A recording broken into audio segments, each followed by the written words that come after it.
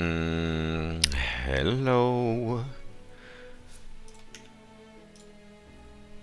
I just really wanted to do some Sunday hacking on a stream because I haven't done that in a while, and I'm building something fun. So I figured, why not be on for an hour or something? Can I? Yeah. Okay. So in Alloverse, we recently built this arcade. Let's see if it's working. Yeah. So you can play games in VR. This is the desktop client of Alloverse, but you can run this on your Quest. Let's see, can I blah blah blah. Let's show this off real quick. Playing with my keyboard. Usually you play with your VR controllers, but when you're coding, it's nice to have a fallback, so you can try stuff out on your regular computer. So yeah, it's playing a SNES 9X core in libretro, streaming that over the network. So you can play. Come on. Oh wow. I only know one move. Usually works pretty well. Come on. Oh man. Okay, I suck. Anyways, let's turn that off. So I figured if you can do that in Alloverse, could you do my favorite game ever, BeatSaber, in here? So I wrote a bunch of code. Actually try to have some structure this time. So game.lewis, the interesting part here. So here on the right is the Yaroslav Beck's song called BeatSaber, which is the sample custom song inside the oh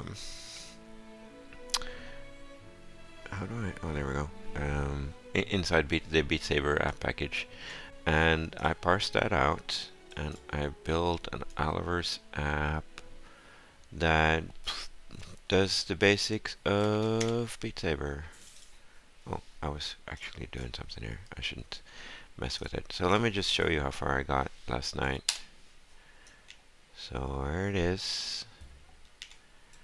I'm gonna pause the music. And you see blocks spawn and they have the right arrows. Let me show you also what that looks like in proper BeatSaber. One sec. Oh, it's pretty loud. Let's mute that and just put it on and see if I can put. I think we're a bit further along.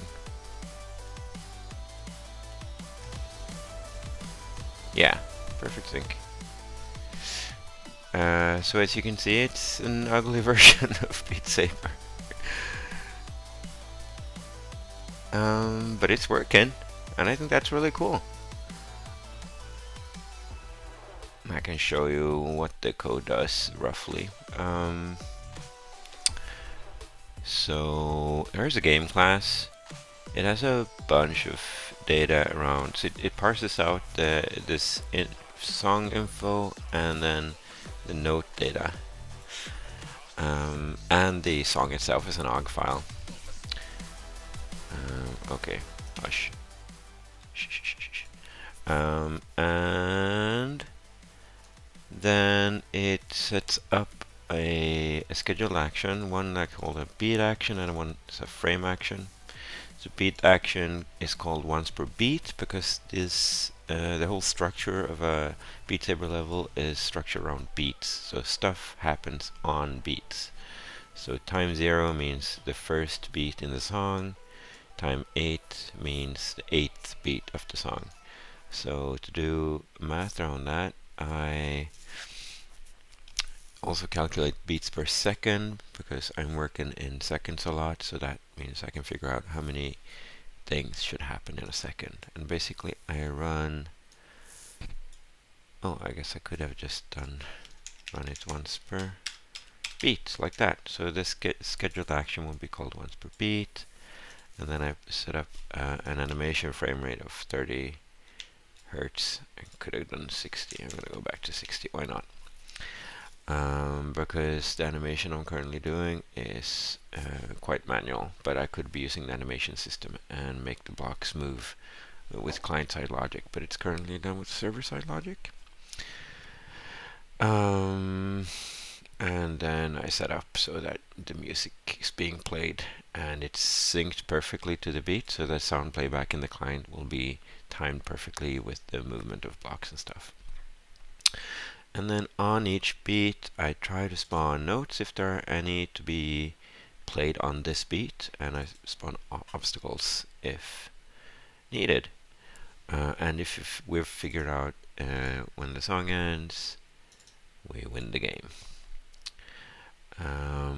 And try spawn note basically looks at, okay, which note did we spawn last time? So that's going to be the note in this array.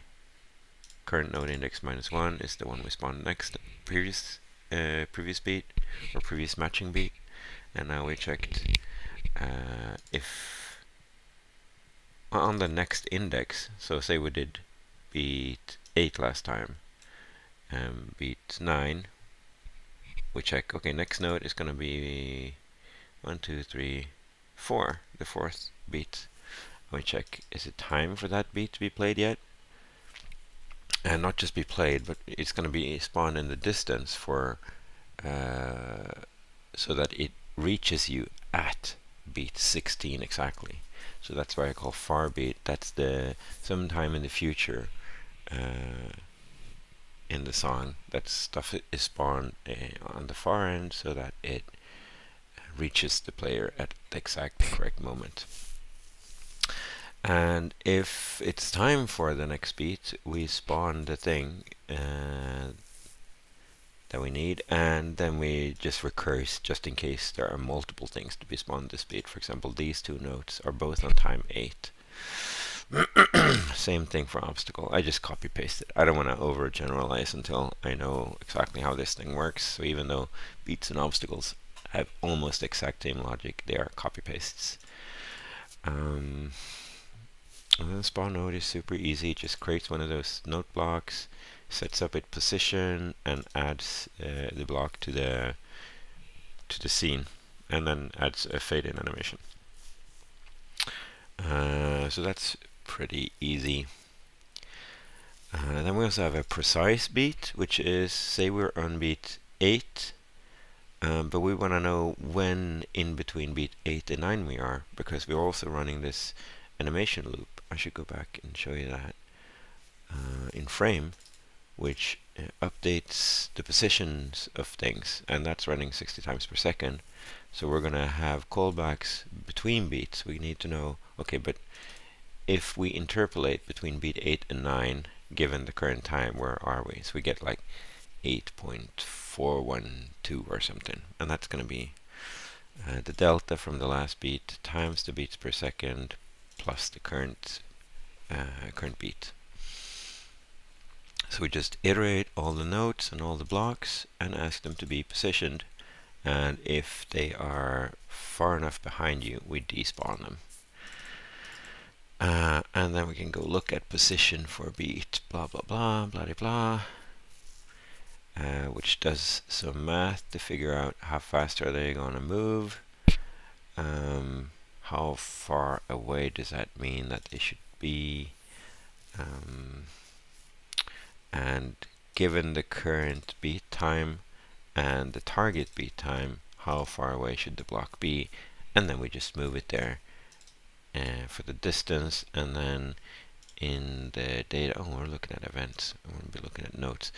And we also have line index and line layer, which is basically just the x and y of the note or obstacle. So we just position x, y, and z, and then ask the server to change the world so that all the clients can see it. That's the game. Oh yeah, I also parse like if it's what the cut direction is and the type of the block, so that it gets the correct visualization. And I haven't even done the up, left, right, down, right ones yet, because they're only used in harder difficulties. But it is fairly satisfying to just see these blocks move in the exact same way they do in the real game. So that was fun. And also, like in BeatSaber, you can't really move the camera, so it's fun to just, look at the game from another angle, like this. That's quite fun, actually. Ah, that music is so loud. Yeah. Oh yeah, I could actually lower the volume so I can have that running like that. Let's see if that works.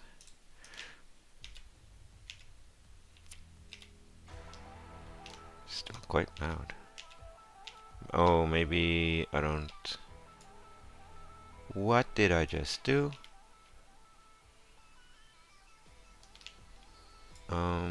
Okay, I messed something up.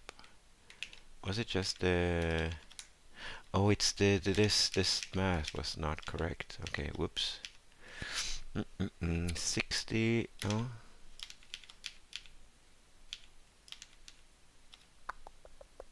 60 divided by self.bpm. Yeah, that's not the same math there. Whoops. Okay, let's try that again. And then volume. Let's see if I can actually pull that volume down. Did I break it again? Hey, there we go. And now it's actually no, it's 30. Can I get smoother animations? Is that gonna melt the server? That's smooth. The server's not even complaining. Nice. Okay. And how loud on the VU meter is this? Almost as loud as my speaking. I'll stand over here. Whatever. Okay. So next step is obviously Sabres. So you can beat the notes. So let's do that. I don't need to look at the level data meanwhile. Background music is Seventh Heaven bar ambiance. I like it. Okay, so I was in the process of adding the player.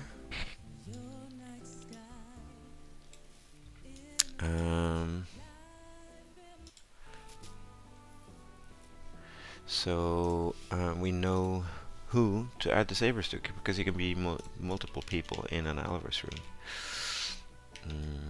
So I'm gonna distract myself by just changing the sky a little bit. Let's go to the arcade. It's gonna be in the way, isn't it? And then I just wanna do this one. That's better.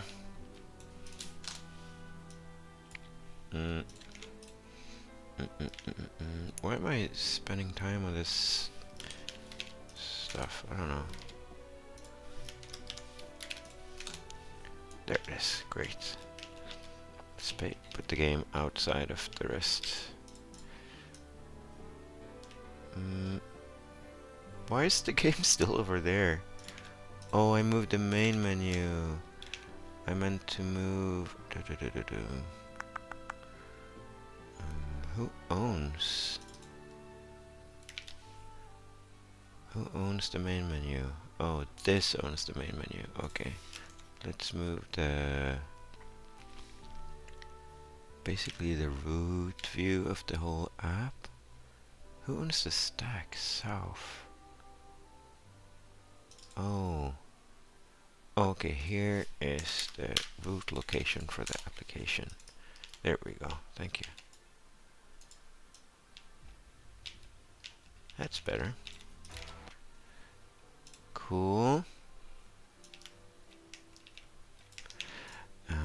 Okay, let's use the player, but first we must make sure that we are sending the player to the constructor of the game.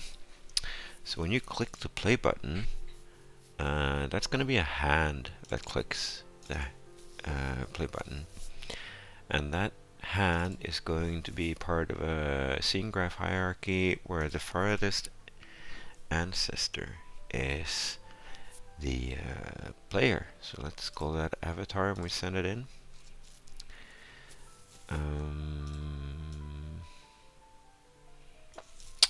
Great, and I think we'll need it here as well. So when you press the replay button, we also instantiate a new game. So let's find player through hand, get ancestor. There we go. Great, cool. Now we have a player.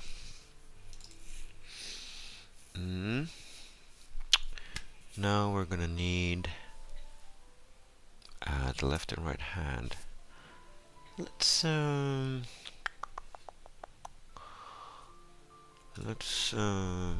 make a method for this. So add Sabres to player. That's gonna be, let's put that before the main game logic.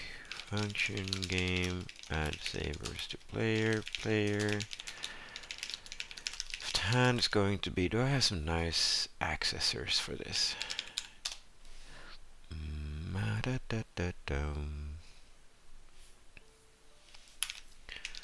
Do I do anything like this anywhere else? Only in Lua files, please.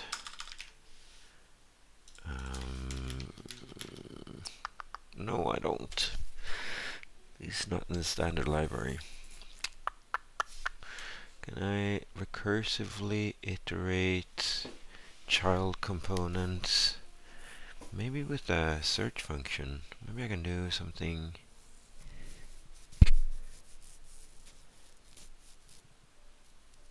Get children gets the only the one layer down. So do I have something to paint with?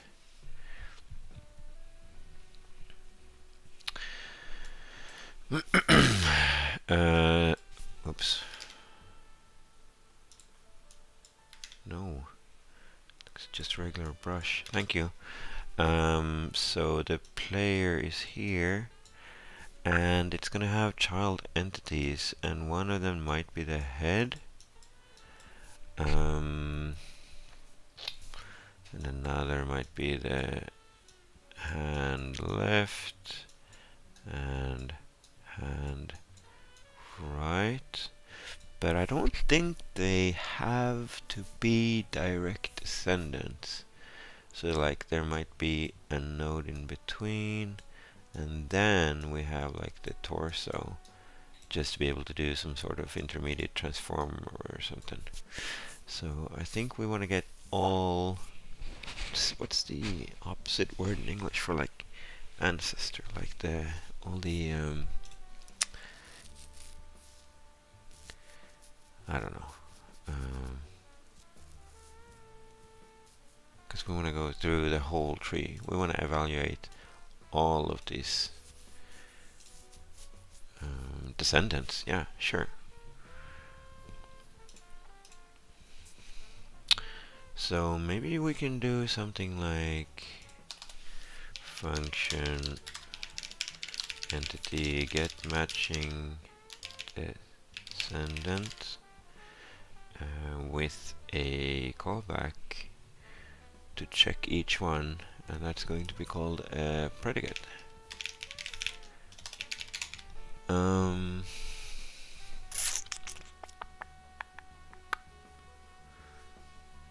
And we're just gonna return the first matching descendant. So let's loop through the children for, I think it's a numbered list in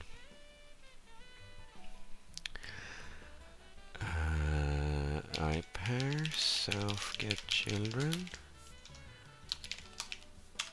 I'm just gonna go look at the children array if it's numbered or by string. It's numbered. Okay, cool. If predicate child, then return child. And why not do it depth first?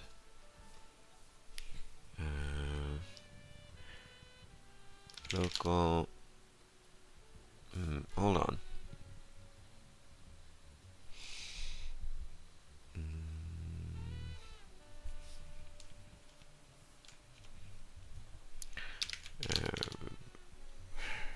Recursive code always does my head in. Child get matching descendant with the same predicate.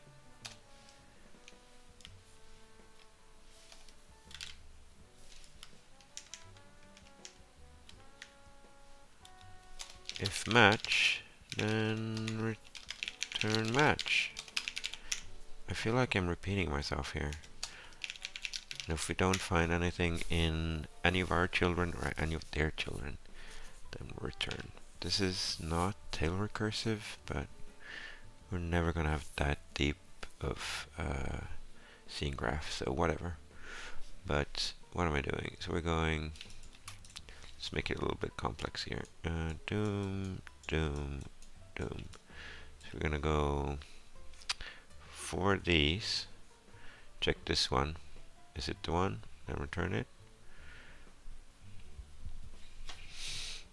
I think if we rewrite this code to do self instead of child, then this code might be more succinct. But whatever. Yeah, I think this is gonna work.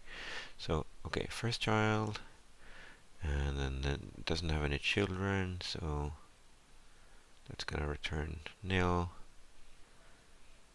And then this one doesn't match on its own, so check its children. First this one doesn't match, check this one, doesn't match, but then we go here, doesn't match. I think this should work.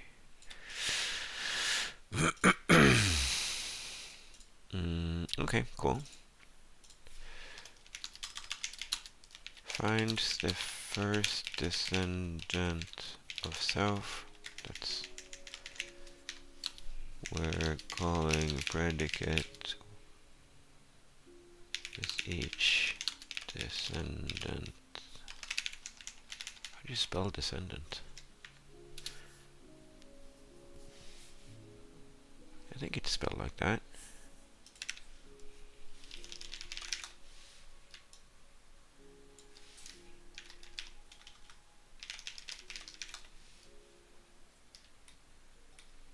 With an A, yes, good.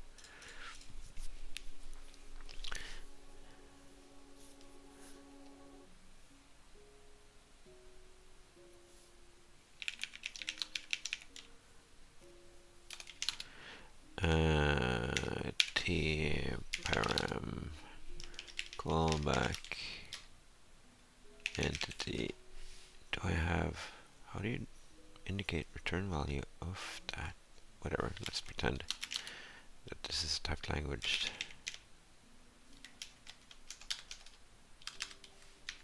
How do you use tparam?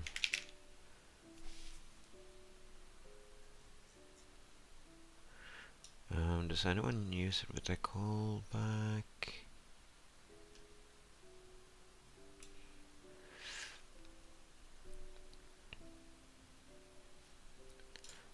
Whatever.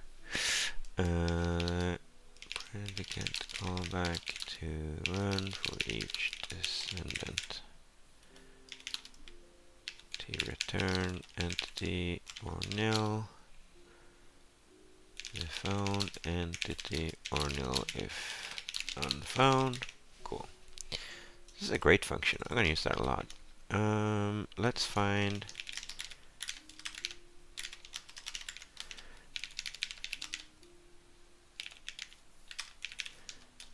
the entity where ent dot components. Hold on. Intent equals ent dot component dot intent. And I'm gonna have to read my own documentation.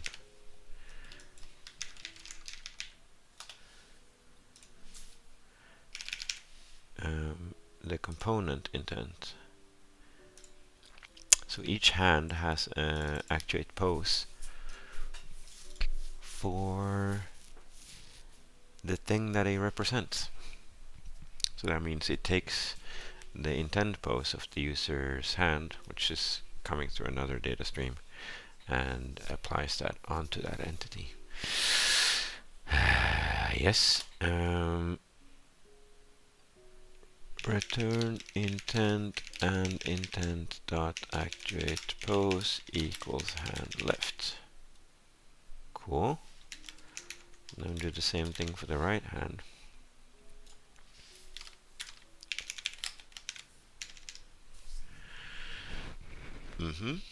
Cool. I'm gonna have to do attachment. Interesting. I'm gonna go look at, because I already did an attachment thing where I did wrist widgets. Didn't I? No, it's in app. I don't remember how I did it, so I'm gonna go check. Add wrist widget.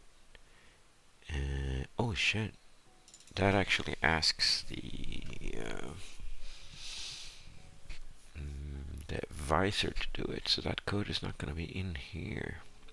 So basically, the app asks the user to add a view to its own avatar. Pretty cool code if you ask me. But whatever, I'll just figure it out. Okay. Oops. It's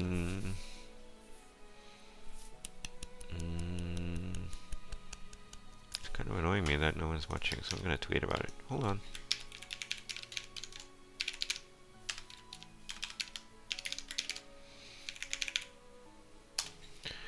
Tweetly tweet.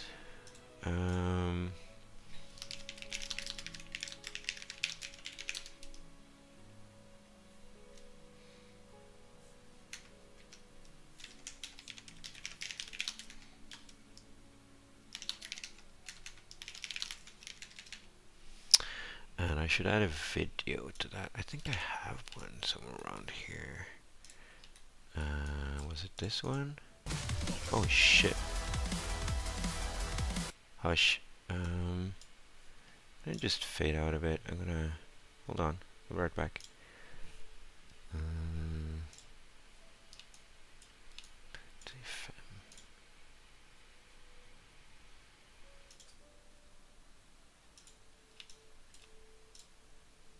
Oh yeah. Am I back? Yeah. Shh. This is better, right? Yeah. Yeah, great. Did that last night. Cool.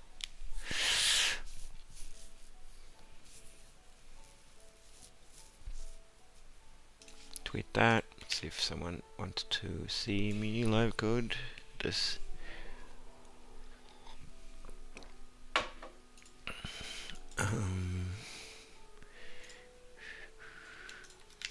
That works, right?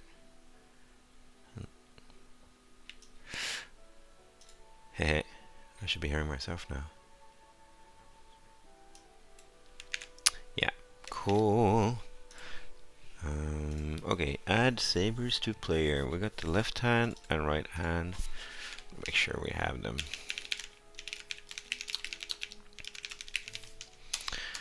Okay, let's instantiate. How are we gonna do this?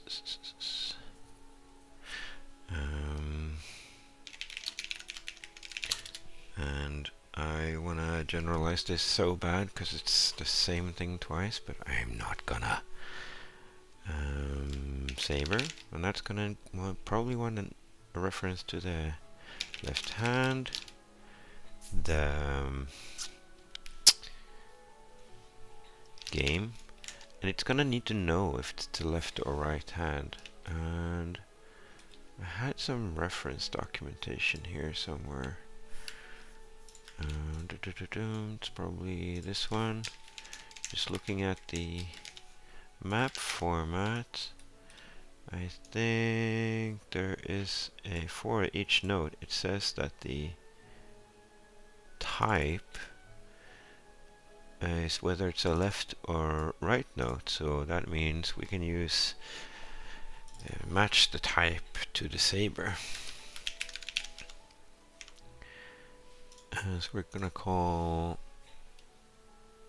the left Saber the 0 and the right hand the 1, because then we can just compare that the Saber index to the block type to see if it should be able to cut it. So that's gonna be 0 and 1, and this is really weird, because we want to instantiate these views, but then we want to attach them to the hands, which are scene graph entities that are not owned by this app, so it doesn't have like any references in memory to them as views, but only as entities. I'll figure it out. So let's create this class. It's gonna be probably down here. Function, class Saber. It's gonna be, I'm just gonna use another cube. I just use cubes for everything. Function Saber init. Just gonna take those things, but they're gonna called hand entity and hand index and game. Cool. So let's figure out how big our sabers are gonna be. Gonna go call the super constructor, which takes the bounds as an argument. So we're gonna create some bounds, and don't care about the position. So that's x, y, and z. But then we have width, height, and depth. So we're gonna say that these are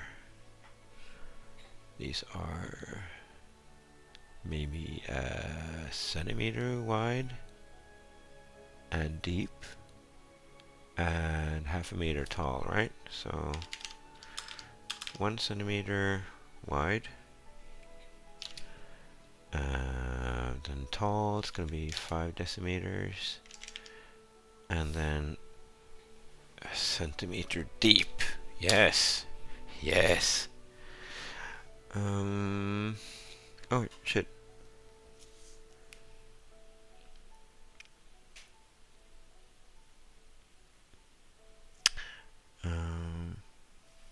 Cool.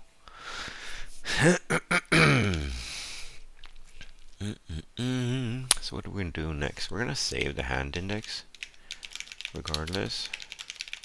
I'm gonna save the game. Gonna need that.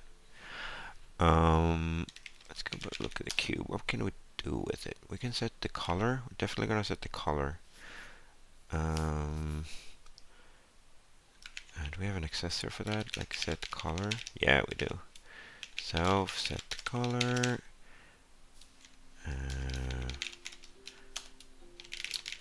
Color is gonna be if the hand index equals 0. There's no ternary operator in Lua, so everybody cheats by doing and or, because those are expressions in Lua, not statements, and they short circuit and all that jazz. So it sort of works, except when you're trying to ternary away to a false value, so you gotta be careful about that. But anyways, if the hand index is 0, that's gonna be the red Saber. So we're gonna return 1001. Let's make it a bit translucent because that's cool. Or if it's and the next one, that's going to be the blue saber. So RGBA. Cool. So our sabers have colors. Um,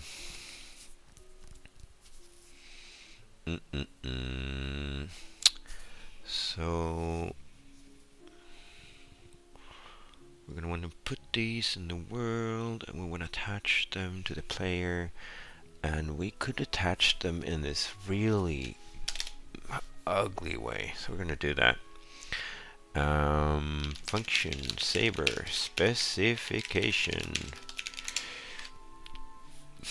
So the specification is the description of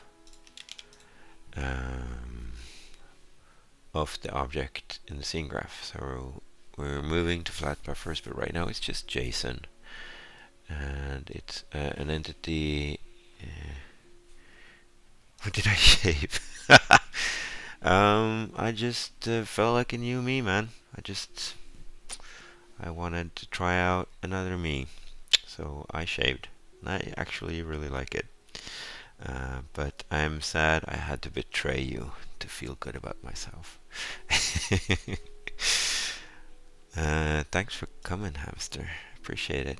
Let's see.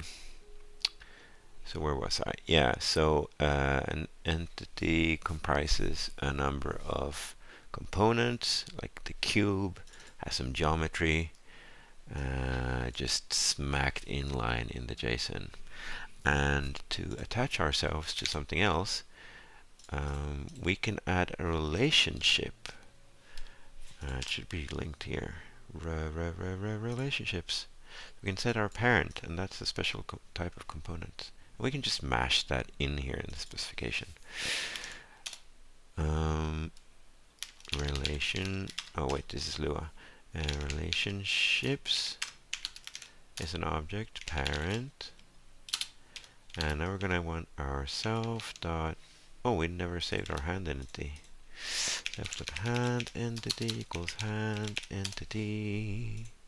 It's gonna be our hand entity's ID. So that means as soon as this saber is instantiated into the world, it's going to have the hand as a parent. It's going to get stuck onto it. And I'm realizing now that we're going to be holding on to the middle of it, because in Alloverse is default coordinate space 0, 0, 0 is always in the smack in the middle of an object, which makes it easier to think about things when you're working in 3D, but also means you always have to compensate for where you want the origin of a thing to be. We'll figure that out later. First, let's see if we get some sabers. We only we only managed to create the sabers. We didn't actually add them to the game world. So these only exist in memory, not on the server. So we're gonna have to ask the server to create them for us. Let's see. Self.app. We don't have app.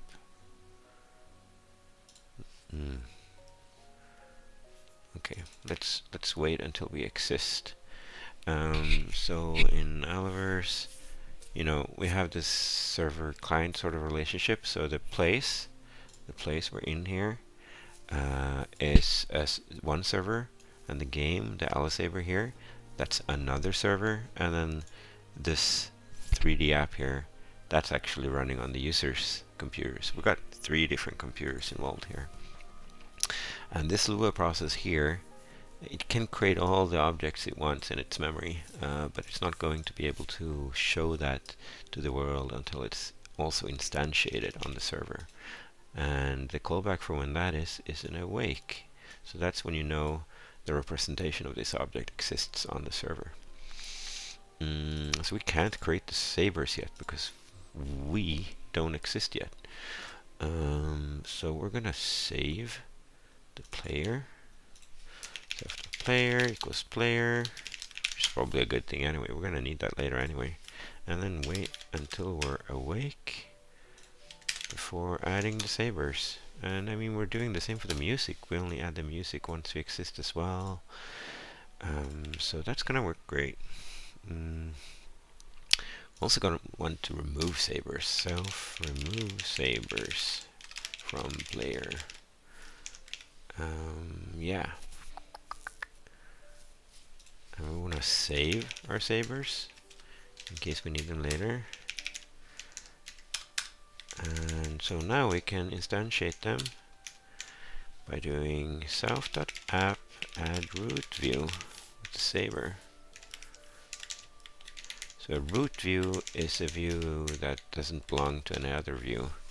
So for example, if we go look here at the app market or the decorator, these buttons here, they belong to this frame here. So they're just subviews of the frame.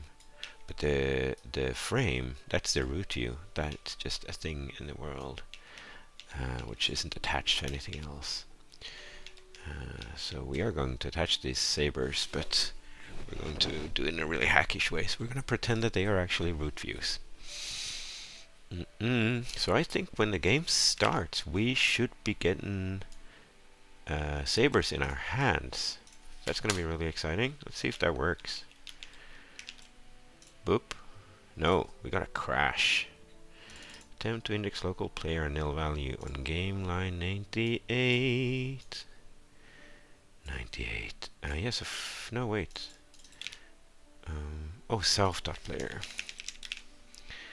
I really wish this was a strongly typed language, but alas. So we get our errors at runtime. Hey!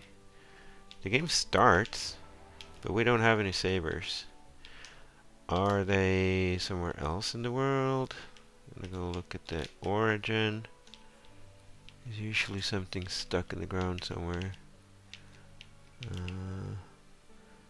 No, I don't see them anywhere. That's weird. Okay.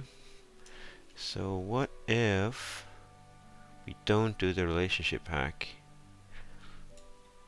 Oh, we need to actually return a specification.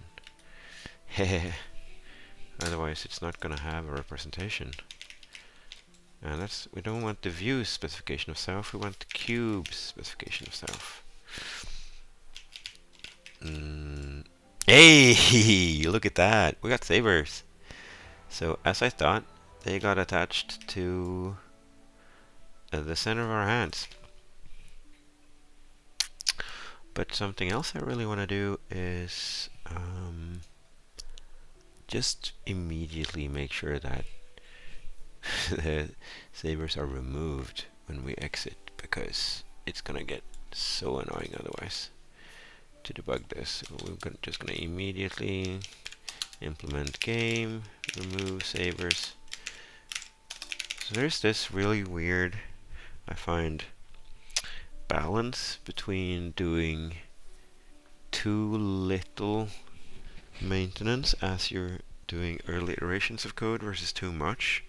Like, I could just not care about any cleanup whatsoever as I'm doing the first iteration, add that later. And I think that's going to be too little upfront code, because it's going to be so incredibly boring to go back and add all the cleanup afterwards, and also very error prone. But you can also do too much upfront work before you even try the code for the first time. Like you could do some very deep abstractions and clean up some code duplication and stuff like that. And I find that that's too much generally, and sometimes too little, because it's like some of this code is not going to be fun cleaning up either when they're like duplicates of everything. So a very tricky balance, I think. But I'm going to do this cleanup now while it's fresh in my mind.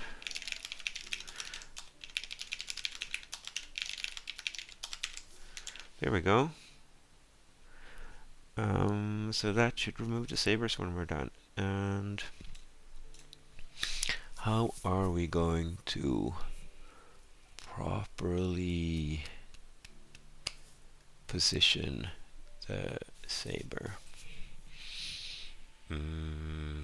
So I've got two ideas how to do it. I could either add a transform to the Saber itself to move it, but then my codes. So transform is an additional 4x4 transformation matrix that I can apply on top of my bounds. But that's going to mean that if I just look at the bounds, that's not going to represent where the thing actually is in the world. And I'm going to have to do math later to actually collide these sabers with the cubes. And it would be nice if I can just assume that the bounds are correct. So I think what I'm going to do is I'm going to use the scene graph.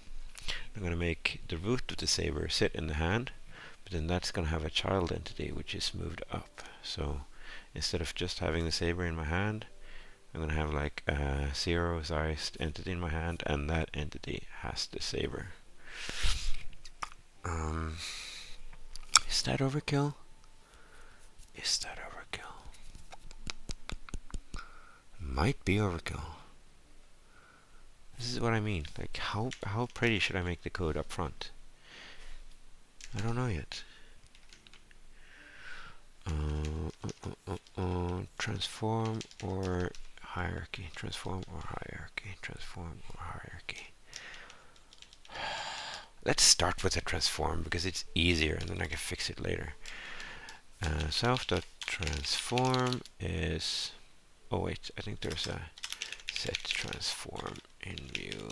Set transform, yes there is. And that's gonna want to use a...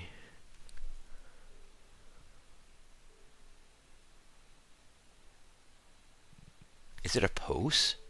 I thought it was a just a raw CPML.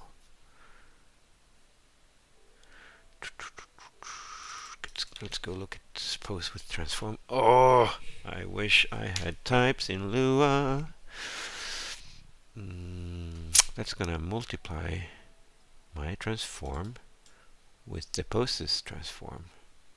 Yeah, so it is that documentation is false. It's not a pose. It's a CPML mat4. Lies.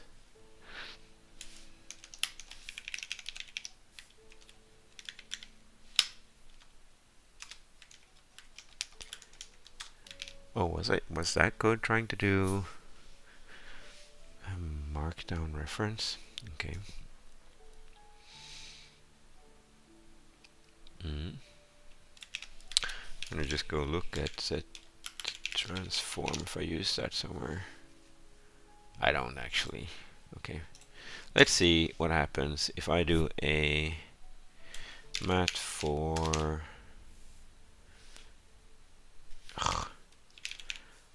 I don't remember the API for this. And translate.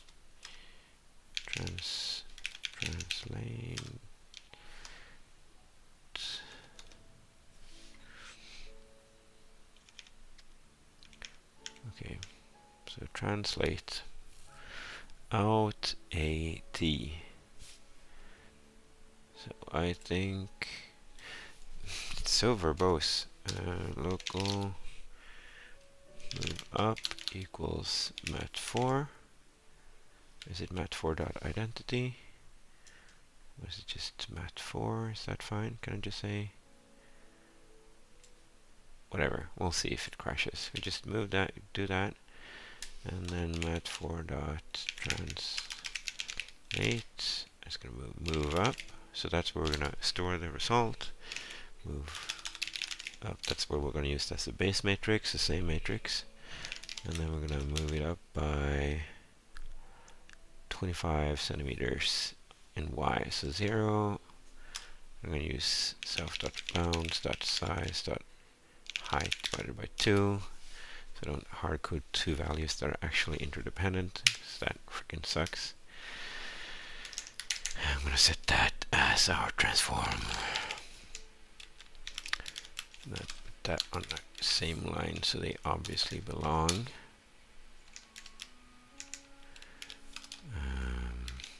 that's related to the bounds. So those three lines are going to be together. Blah. Hey! Shit, that worked. Wow. Okay. I mean, it doesn't look great, but whatever.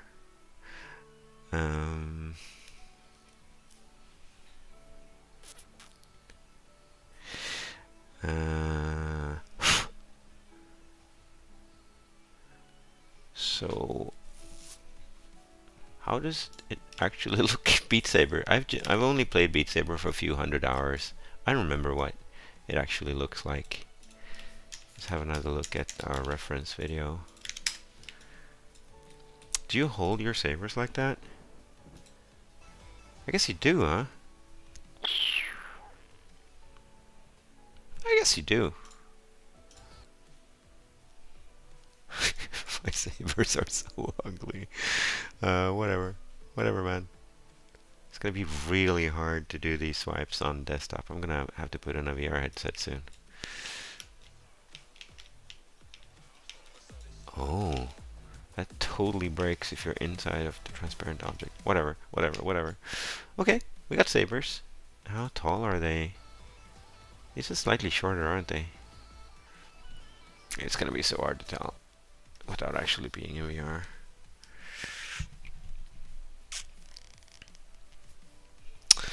I'm gonna put that off to the side. Okay, we got sabers. I think we can commit that. Doom, doom. Yes, yes, yes. Yep. Yep. No. Yep. Yep. Git commit. Oh shit. Oh, we did new code in LU. I'm gonna have to push that first. Milestone! Hey dude. Thank you. I have so many other things I should have done this weekend. So of course I code as procrastination. But I thought this project was just... Once I realized that it would be easy to build BeatSaber in Alloverse, I was like, I can't not do this.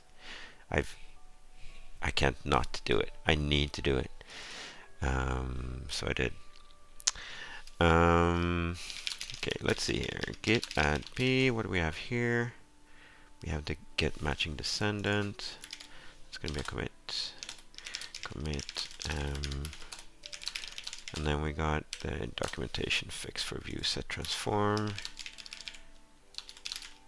Docs fix for blah. Push that off. I'm gonna show you a demo in a sec. Milestone. 1 sec. Oops.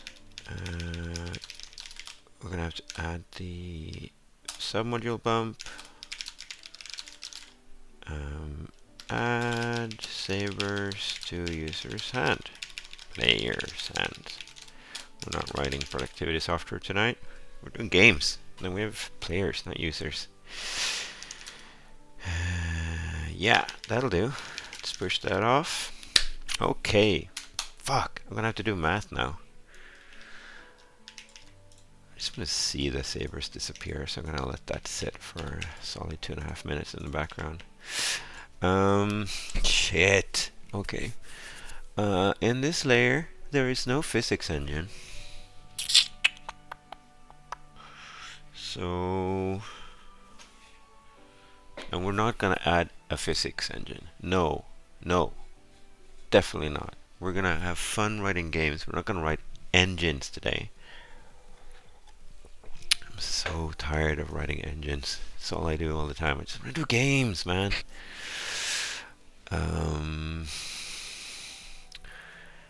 But how? So we are going to want a line cube intersection. That sounds hard. No, that's not coffee. That's not coffee. That's water. I just don't have any glasses. I just have mugs, which is weird, but YOLO.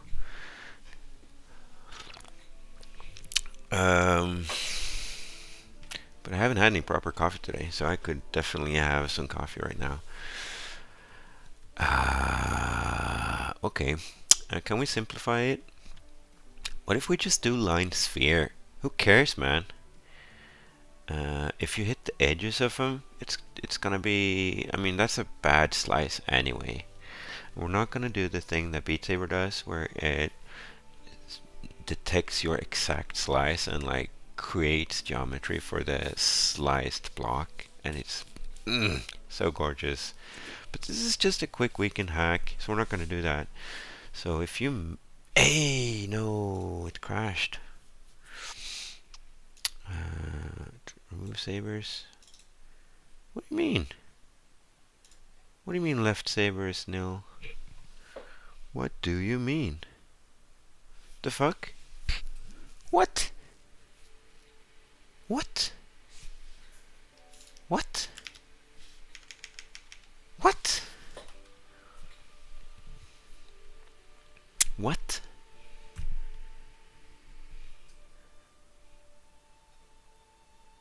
What?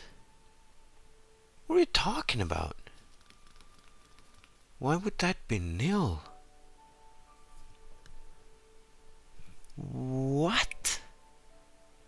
Do we do some stupid shit in the super implementation of sleep?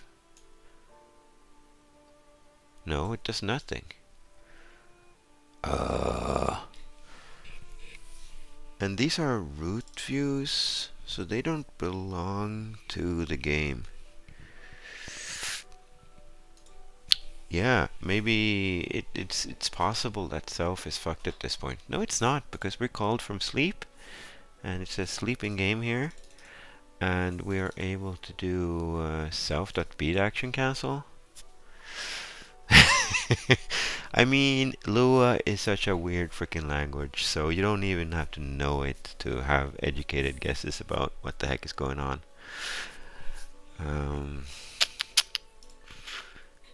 But self is not nil, because it doesn't say attempt to index field. Wait, or does it? No. No, Lua is weirder than most languages, because it's not... It's built to be embedded in apps and games. So it's very lightweight, which means it doesn't have any of the sugar you're used to. So like, look at how you insert things into tables. It's not even a method, it's a loose function on another table called table. So you say table.insert, the table you want to insert things into, and the thing you want to insert. And like JavaScript, tables are both arrays and dictionaries, and if you use integer keys, then they are arrays, and if you use string keys, they are dictionaries. And table.insert looks at the topmost objects and add things at an integer index that's one above the current highest, which is... I understand what you're doing, but why are you making it so hard for yourself? Yeah, yeah. Lua is weird, but it's also pretty beautiful in some way. But it's just, I don't know. It's weird language. Anyways, okay, we're in a detour from a detour, so let's just fix this crash and then get back to talking about math and physics. Remove sabers from player. That's called on self. We are using a colon and not a period, so self is being propagated. Game is the name of the class. Attempt to index field left saber. I think that this means that self is a table, but self.left saber is not a table, and we tried to index it with remove from superview. I think that's what's happening. But why would left saber not be set? These are the... Oh. Add root view doesn't add it. Doesn't return. Wait, that's in app. Oh, it doesn't return view. I do this thing where I like to do chaining of calls, So do I do it? And do I do it here somewhere? Yeah. So I say self.arrow equals self add subview and subview, so that I can do the creation of the object and insertion in the hierarchy in one call. It's not super pretty, but it's so annoying when you have to do add superview view down here, and like I just feel like the instantiation and insertion in the hierarchy, if they are too far apart, you sort of forget what's stuck to what. So I kind of like doing it this way. But apparently add root view didn't have a return value, so of course left and right Saber are going to be nil. Mystery solved. I'm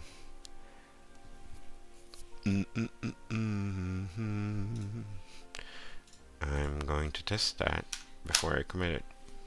It's very mature of me. Back to talking about physics while we wait for the game to run.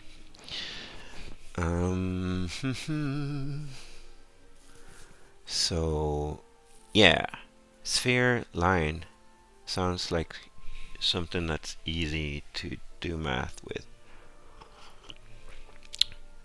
Cube line sounds harder, and we're just gonna say you need to cut it at like a decent angle. Okay, so how do you do line sphere intersection?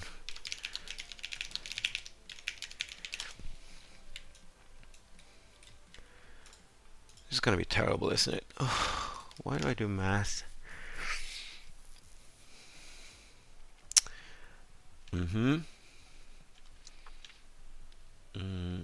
Equations for a sphere. Oh, I hate wiki math. It's just not very newbie friendly.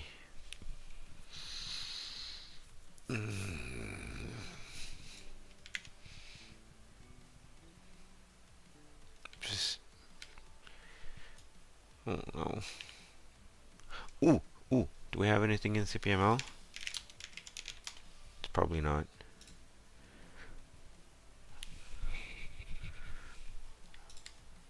But it would be nice if we did. Maybe bounding volume. That's not gonna help us. Intersect. Hey. Hello. Hello. Point and triangle. Point and axis align bounding box.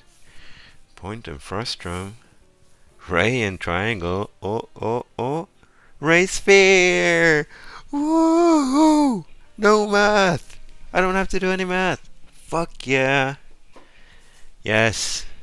Oh, nice. Thanks. Excessive. And that's who is excessive? Someone from the Lover Slack. The Lover has the freaking best community. It's just a bunch of awesome people. Yes, Shake Soda. Yeah. Thanks, Shake Soda. Do I follow you on Twitter? I don't. Oh, it's private. We'll see. Okay.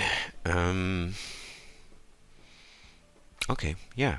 So do I have this? Is this in a later version than what I have? Hey, it says you won, but I still have the Sabres on, so my code didn't work. Why wouldn't that work? Why wouldn't that work? Why wouldn't that work? It says sleeping game, right? Yeah. Okay, I'm gonna fix this so I keep not being so I don't keep getting distracted.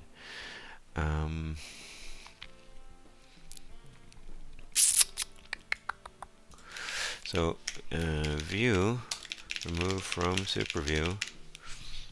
It checks, do we have a super view? Then it removes it from the super view. Otherwise it assumes that it's a root view. So it removes itself from the list of root views. And if it exists, it stops existing. Despawn is a callback to Bum bum. That was a RPC call to the server. We don't check if it succeeded. We probably should. I'm gonna have to go look at the code for that RPC call to see what it returns, because I don't think I've even documented it. Let's go check if I did. Interactions, remove, and hey, I did. Wow. Can it ever fail? Of course it can fail. What if it doesn't have like a entity?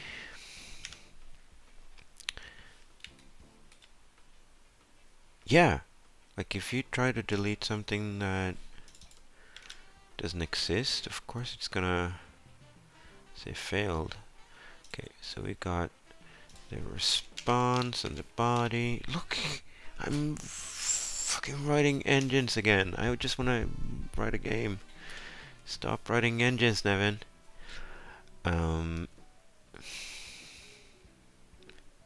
We're gonna no, I don't want to assert, because this is an asynchronous system. So you know,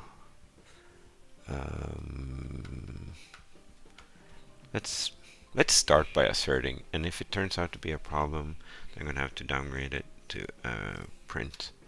That's gonna yes, okay, fine. Local OK is body 2. Assert OK is OK. Let's not call it status not OK. And we never say why, so that's good enough. Cool. So if we crash with status not OK, then we know that that's what's failing right now. Oh, so annoying. And I'm gonna add so that the game ends after 5 seconds or something like that, so that we don't have to sit through the whole level. I hacked that in somewhere.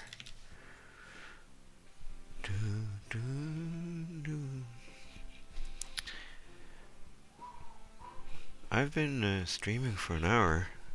I was thinking I was going to do this for an hour, but this is too much fun, so I'm going to keep going for a bit. Maybe even another hour. How did I hack this in last time? Let's do this. If self.current beat is over... How many beats per second?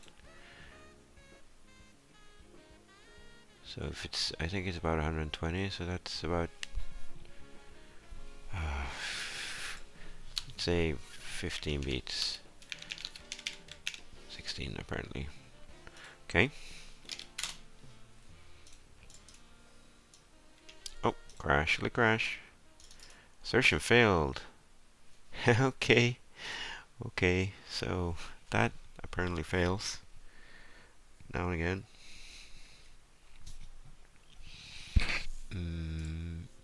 Okay, so apparently it's very common that we ask views to remove themselves and then they fail to do so. That's very interesting. So let's downgrade this assert to print. If not status equals okay, then we're still gonna want to null it out because it's still removed, right? It's not an error if you fail this, it just means that it didn't exist. I think, whatever.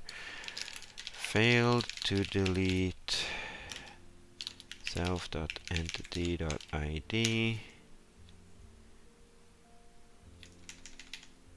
despawn, not delete.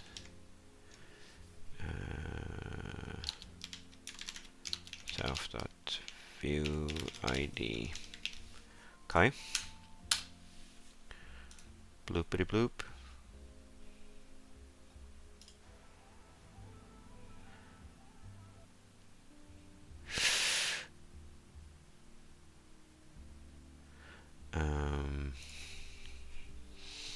Cool. So why didn't the assert hit now? If status not okay. What? Failed to update component on the node block. That's fine. But why? Okay. Oh.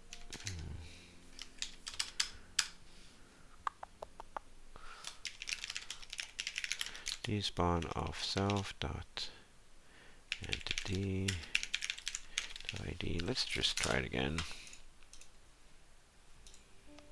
Oh wow, okay. It doesn't have a view ID. What the shit? Oh, it's because it's view ID. Yeah, great. Okay.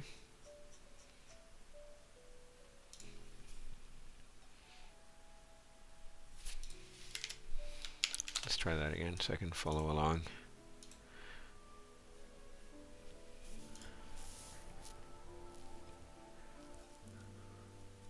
You won! Okay, a bunch have failed to despawn, but I don't know if that was the cubes or the sabers. I'm gonna have to print the sabers.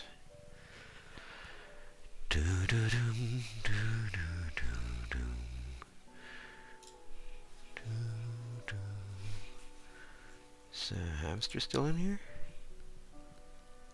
Yeah.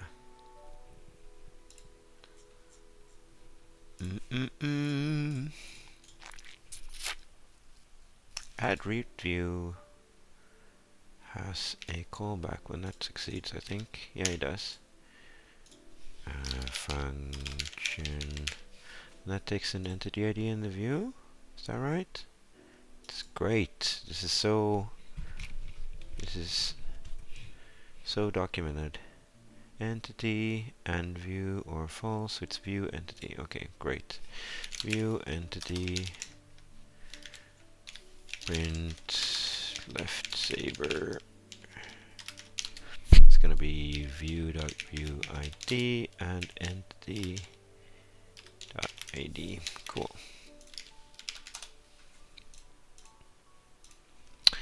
Where's our saber?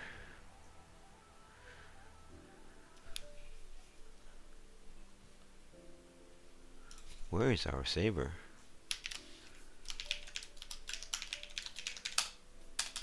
Hey, what? What? What?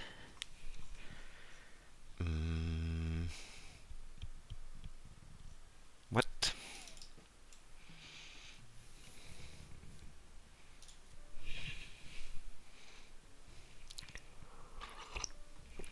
Once again, incredibly confused about what's going on. Wait, if we're not connected, we just throw away the callback? What the shit? Oh, Nevin.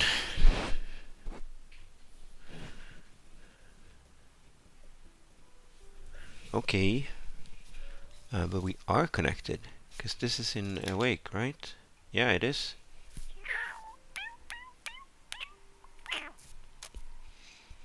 To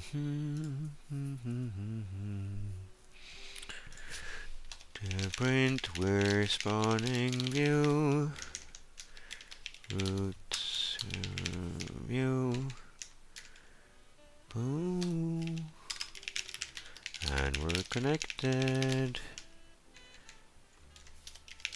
And we're done spawning view. How's that?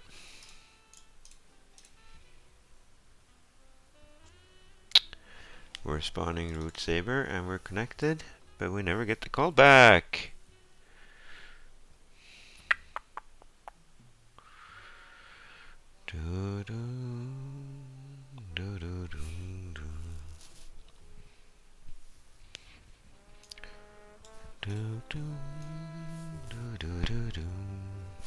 We never get the call back.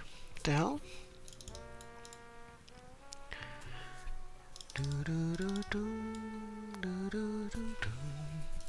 Okay, so spawn entity in client.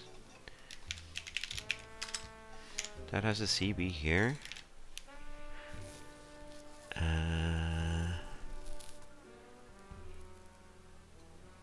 Oh, when it forwards it. Okay. Okay.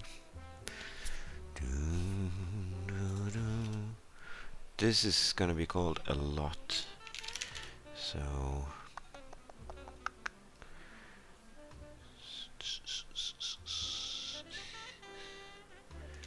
print on entity for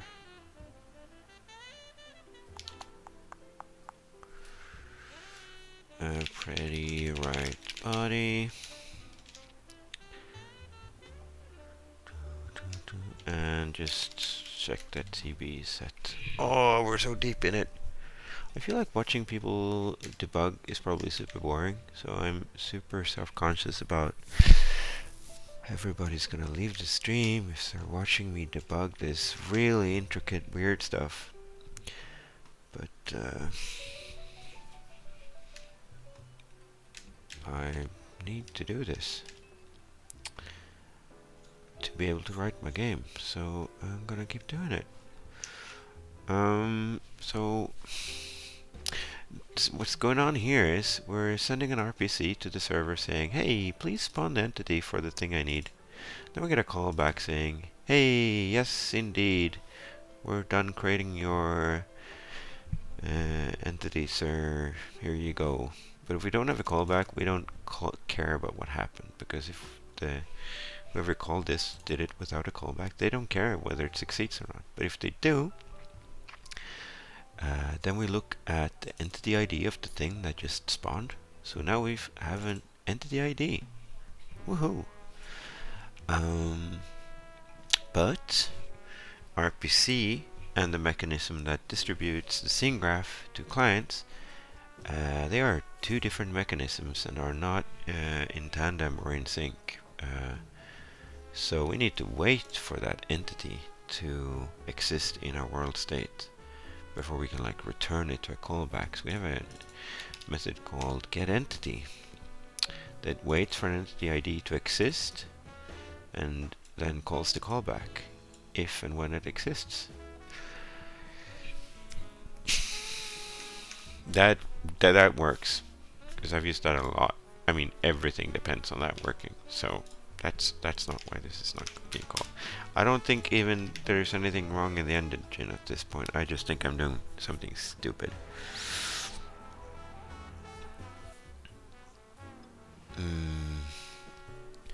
Spawn entity. Okay, so we're getting here. We have 1 and 2 and we have a function. What the fuck, man? And I thought we used spawn entity for everything in the whole engine. Is that not true? No, view has its own spawn. But wait, why doesn't add root view use view spawn? Because it asserts that we have a super view. Okay. And then it discards the results. Oh Jesus.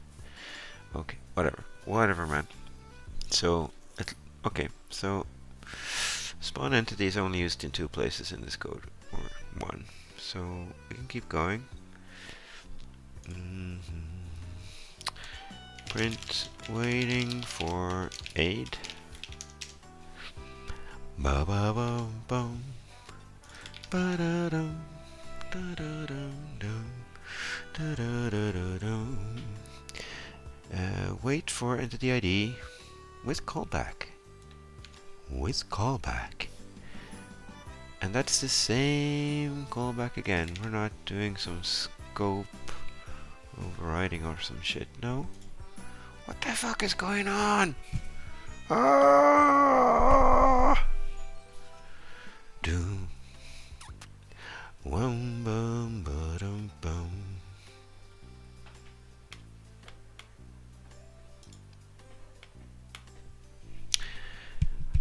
How is this stuck together? Where's the duct tape? Oh, the duct tape is on entity. No?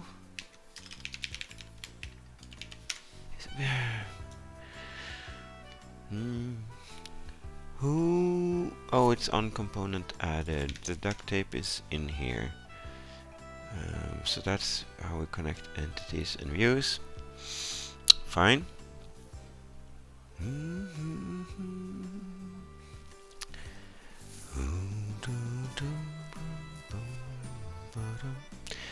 But so that's gonna be working regardless of this.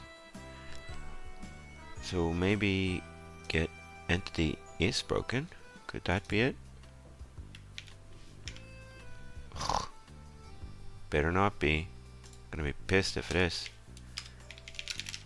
Waiting for aid. CB. Print it exists, yo. Or it's gonna be in outstanding entity callbacks.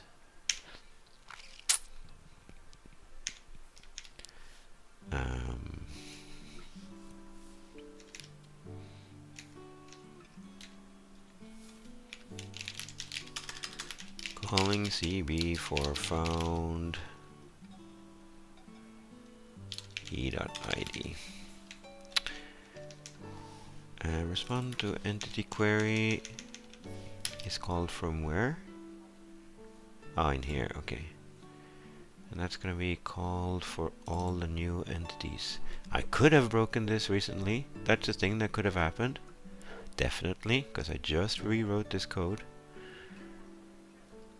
New entities.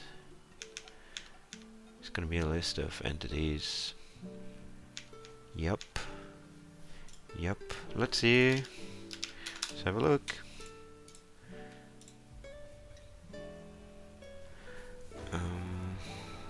Waiting too for the thing, and with the thing. And we're not getting callback, so it seems we broke eQueries. Cool. Cool. Awesome. Fun. Excellent. No, it's good. We're finding bugs. We can fix them. Print.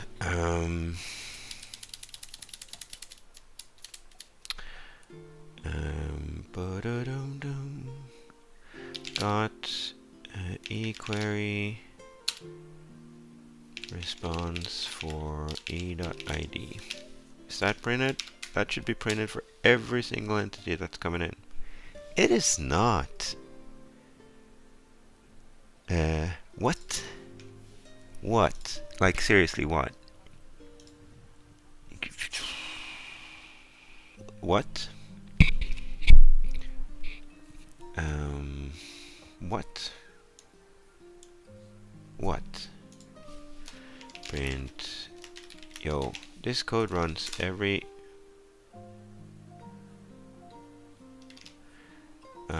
what?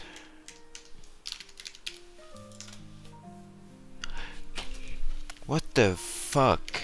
What? What? How is any of this stuff working?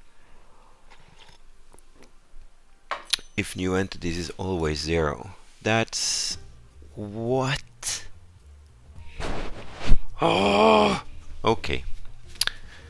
Sorry folks. This is now an engine implementation video. Because we found this very serious bug. So onEntity added is never called. New entities is always empty. What?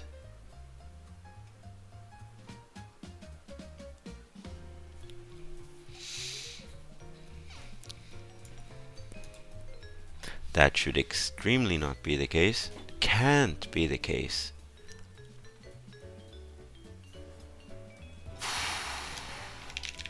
We got aid. Yes, okay, so yeah, this is called for every entity. Good, good. Otherwise, table insert into new entities. Entity. Are we doing something weird with new entities? Does it, have I,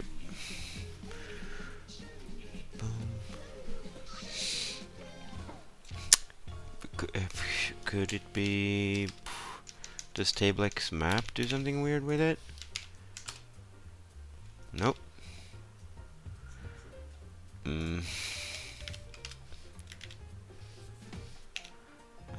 Okay. How about this? New components. Oh, this is not readable. Let's do just new and deleted entities.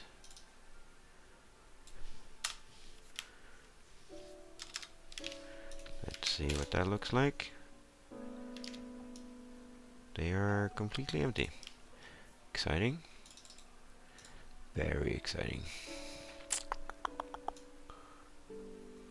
Oh. I think I stole that sound from Rockstar. Interesting. Insert into new entities the new entity. Yes? Oh! Oh my glob. It's not called entity, it's called new entity. Wow. Okay. Oh boy. Oh boy. Oh, I wish so badly that I had types in Lua. Got eQuery response for a bunch of shit. Okay. We are back. Oh, that explains so much. Oh, I understand so many bugs now. Ah, okay. Nice, thank you. So we have calling CB for thing. And we're done spawning Saber! And they disappeared! Look at that! Would you believe it? When you don't have bugs, things work! Holy shit! Okay, so we don't want that print. We definitely want that print. Yep, we're done with that. Yep, great. App. Don't want any of these. They're not staged. Revert them. Thank you. You definitely want that fix. That's not relevant. Why does it do this? Whatever. Is that all for that file? I think so.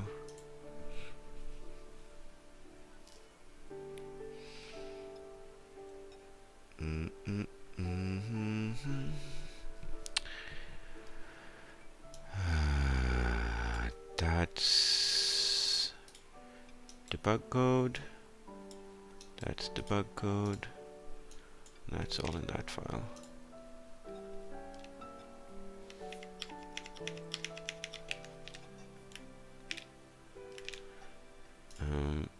That's gonna be a separate commit. So we got in that and that. Great. Fix broken new on, what was it called? On entity added. Callback. Great. And then app add root view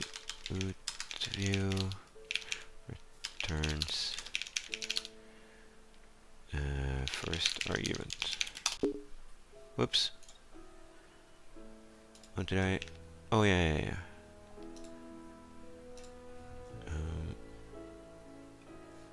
Did I stage the prints? What the fuck? Okay, yeah, no, don't do that.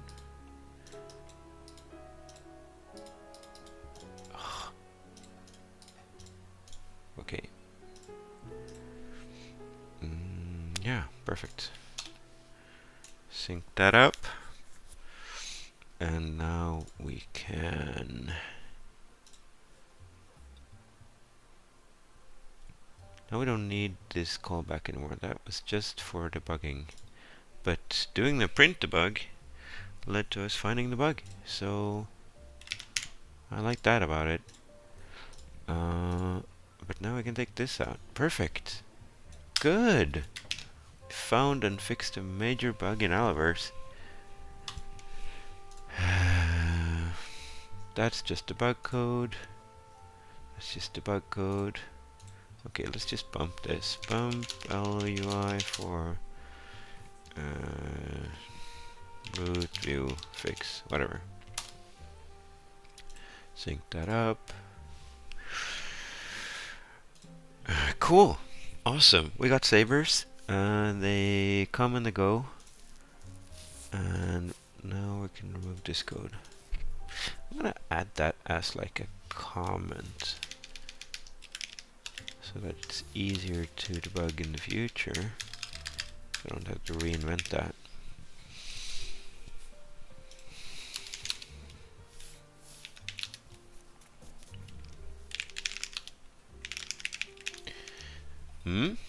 Nice, nice, nice, nice. Now we can start doing math again. So what I was saying was, CPML has intersect rate triangle. No wait, ray sphere. Yes, that's exactly what I want right now.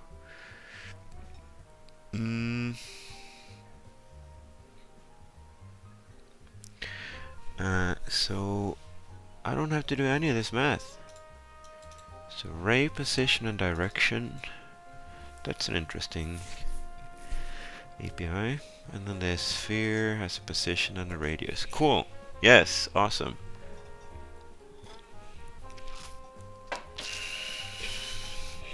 Oh boy, we're gonna have to do this every frame, aren't we?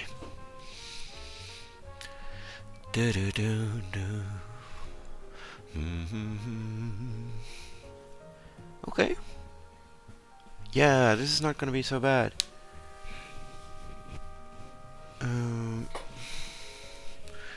Okay, yeah, this is not gonna be too bad. Let's try it.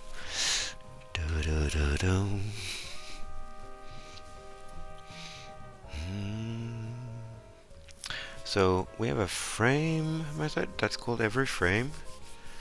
So that's where we're gonna put our game logic. So we're gonna self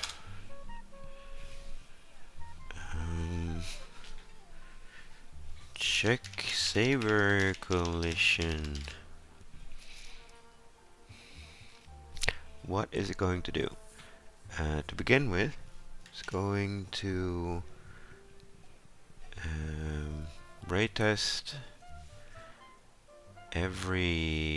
both Sabers with every sphere, every note block, and see if they hit it. And if it does, I'm just gonna remove it from the scene. So we can like stand at the far end of the board and just hold out our Sabers, and that way we can make sure the collection is correct. But what we're gonna do for proper is to check for actually when we enter and then we exit.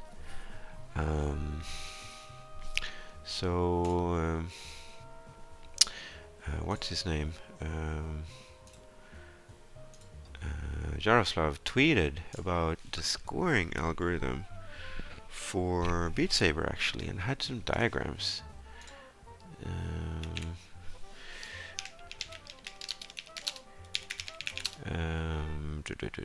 BeatSaber scoring algorithm. It's quite interesting actually. Oh, that's definitely not right.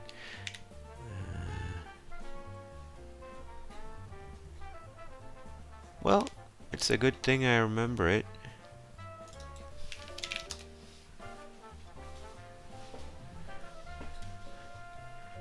I'm gonna find that diagram. Hold on.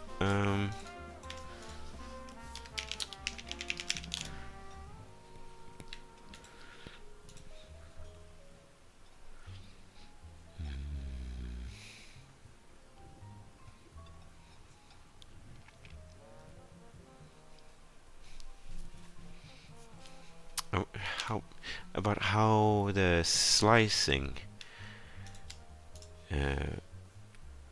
gives you a certain point. Yeah, it's the swing angle before the cut and after the cut, and then how centered it is. Yeah, look at this. Got a video and everything. So you want 100 degrees angle before the cut, and then you want to not just, you know, go through it, but go through it with a bit of force. And then you want to be in the middle of it, as close to the middle of it as possible. So I think we have all that in. I have everything we need in CPML. Where did I put the? Oh, here.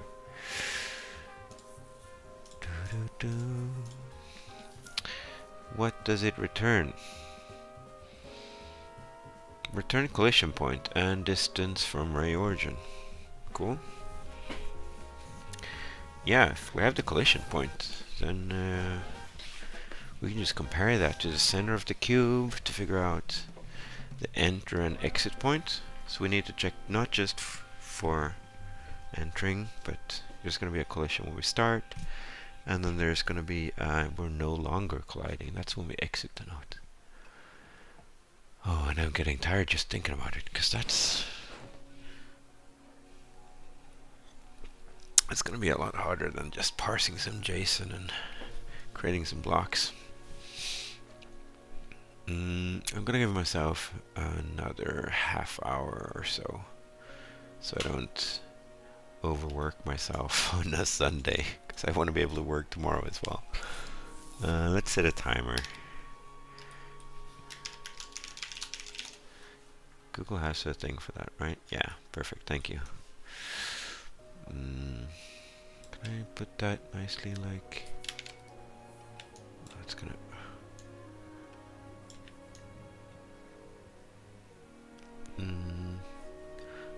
Oh yeah, I can do this. There we go. Okay, let's do a race fair intersection. Check Saber collision. We're gonna implement that somewhere.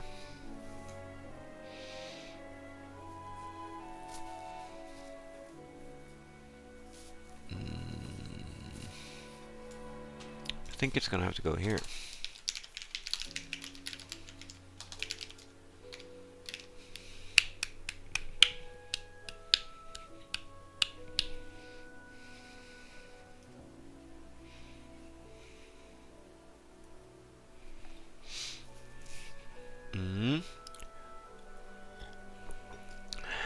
So regardless, we're gonna have to check both sabers. So for I saber in pairs dot left saber and self dot right saber,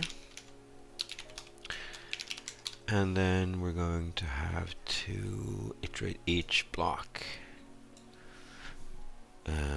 For saber index, for block index, block in I pairs self dot note blocks do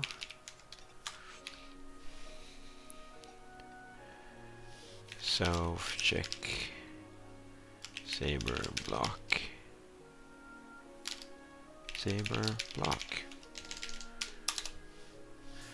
function game check saber block. I really don't like indented code when it's too indented, so I try to always punt code to another function as much as I can. So we're gonna have the saber and the block.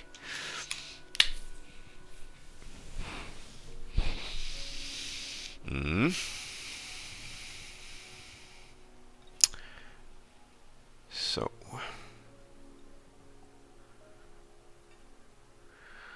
we are going to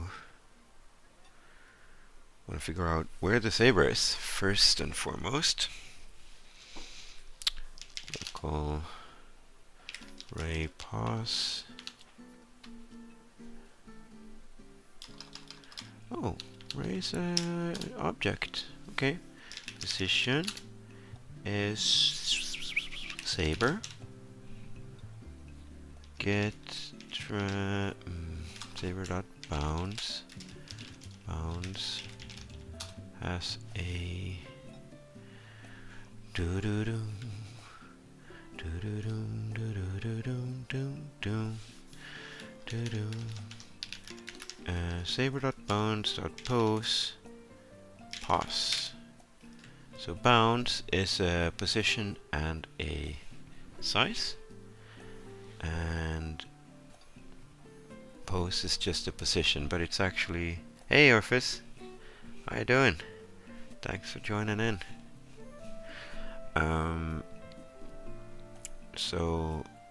Pose is actually a mat4 matrix.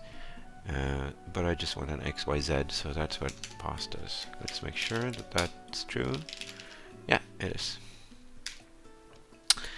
Yeah, I'm building BeatSaber, man. Let's see if this. Let me give a quick demo. Does it work? Hey, yeah. So this is in Alloverse. It's parsing the level file. Oh, it's quick exit code. Will it run? So it's parsing the official BeatSaber files with where notes are and stuff, and then visualizes it. So right now you can just hear the music and see it sync to the movement of the cubes, but I haven't built the logic for the sabers yet. And this looks super silly on desktop. This is of course supposed to be run in VR, but this is just a desktop app, which makes it easier to preview it, because it's really annoying to code with a VR headset on, which is something I definitely want to do in the future, but not super convenient right now. So yeah, right now, yeah, that was just from last night. That was just like maybe 3 hours last night or something like that. It was surprisingly easy. So now I'm implementing the Saber, you know, the cutting the blocks with the Saber. No, it's just a fun weekend project. I have some original games I really want to code, but I'm obviously not doing it, so I figure let's just do some game development for fun. And copying a game I love is easy, and because you know all the game design and everything up front, so it's a good way to just get myself into the I want to code mode. Okay, back to it. So I found a ray sphere intersection method in the linear algebra library I'm using, CPML by Shake Soda, and I'm gonna use that. It doesn't have ray cube, does it? Ray plane, ray capsule, line, segment, AB, OB, AB sphere, ABB frustrum, circle, sphere, triangle, sphere, frustrum, capsule. Capsule could be good, but whatever. I'm gonna keep going with the sphere. Alright, sphere. Because that's gonna be good enough for now. So we have the position of no. This is gonna be wrong.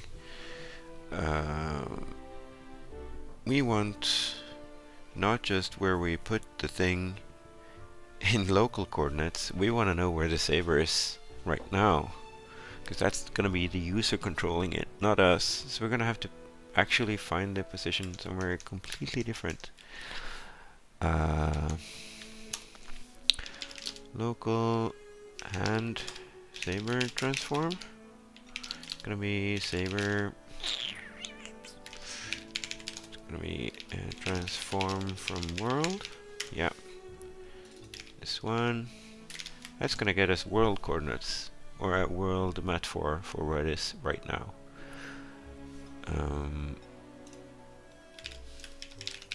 And then we want to do this thing.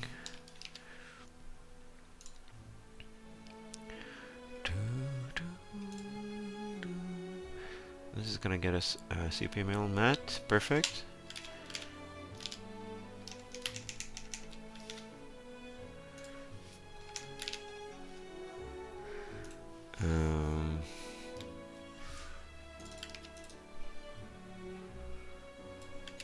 Oh, hey Okan, tack. It's this YouTube video.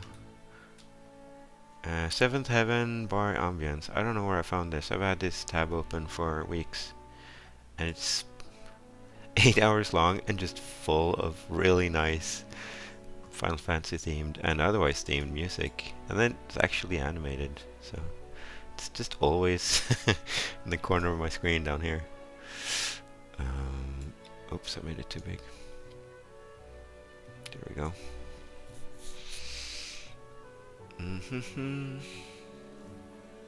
Well, I know what the song is, but the arrangement. Thank you. Yeah, this is actually taking shape.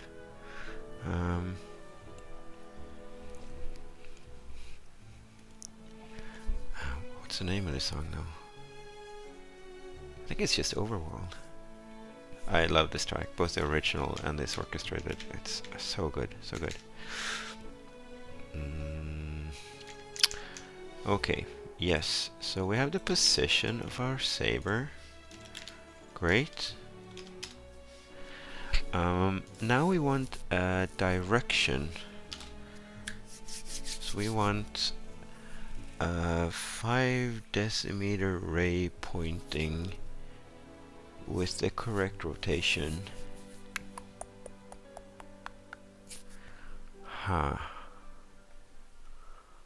Why is this so hard? So if we pretend that the saber is always pointing straight up, we could do vec3010. Let's see. Local saber length is saber. Remember, I don't want to hard code numbers in more than one place. Saber length 0. So that's going to be position of the saber, and from that point, point straight up for half a meter. And then we got the sphere.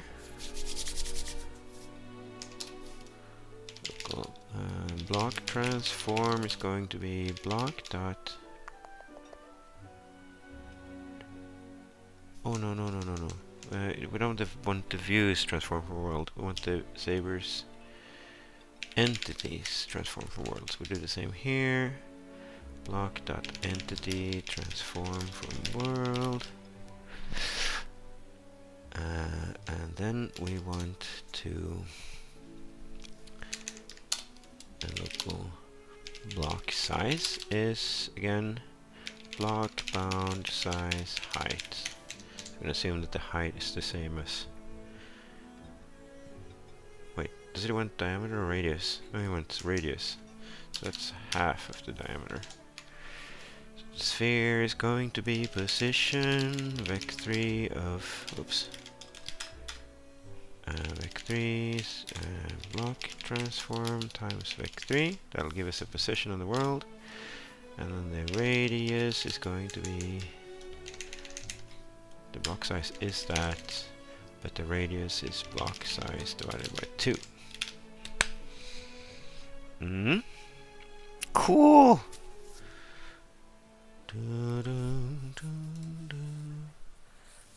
It returns false if there is no collision. Local collision point and distance from ray origin. Do we need that? Do we need that for anything? I don't think so. I don't think so.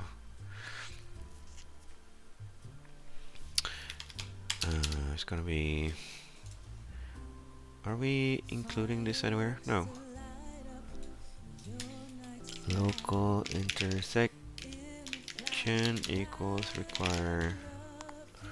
Oh no. Lua is... Lua.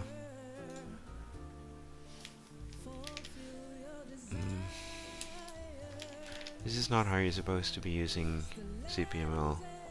Whatever. Local intersection equals intersection. Let's just put that in boot with everything else. Why not? Let's make sure we're not using that name anywhere else in the...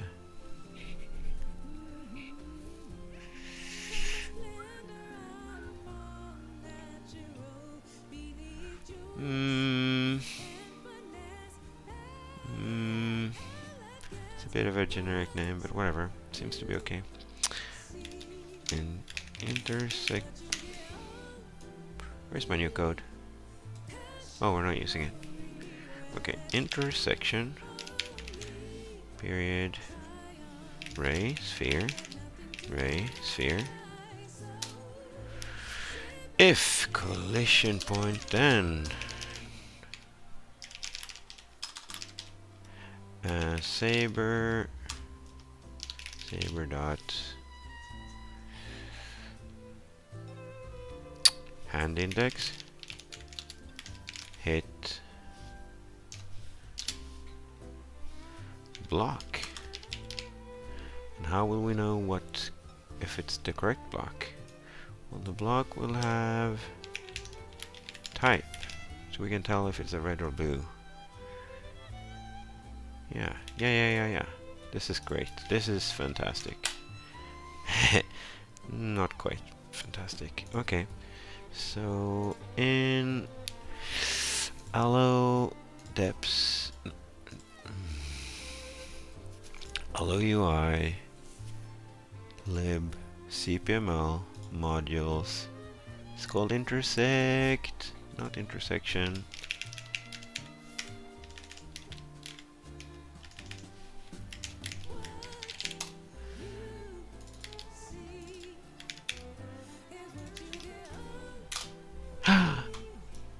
Compiles at least. Okay. Oh no. Transform from world, nil value. That's online. 240. Okay. Yes, of course. It's not the entity that has a transform. It's the entity's components. Dot transform component. Jeez. I think I know this by now. Let's try that again.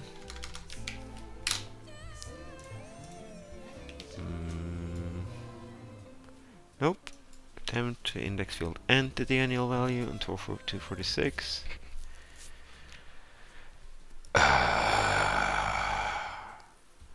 Are you saying I insert blocks into the blocks list before they are awake? Yes, I do. So let's just do if saber dot if not saber dot entity or not block dot entity, then return end.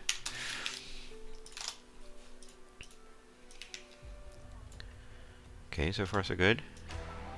Did we get a... I don't think so.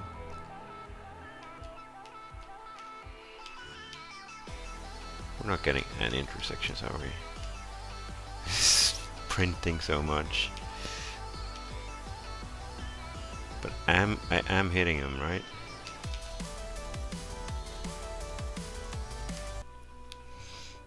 It's not.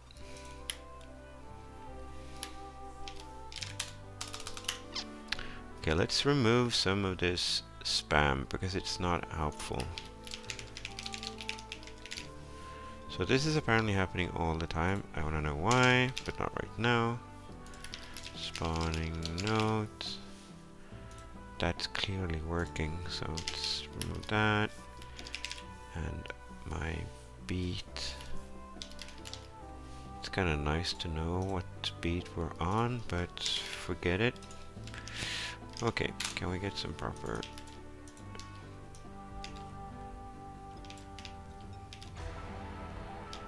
Yeah, nothing's happening.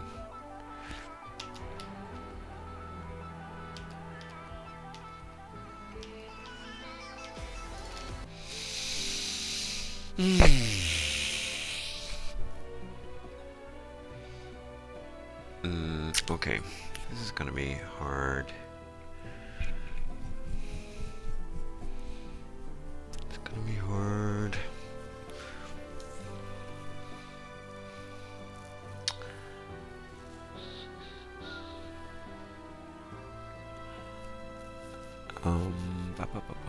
We're gonna have to print these.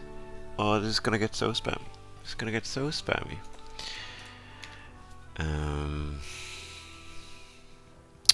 Pretty dump, ray and sphere.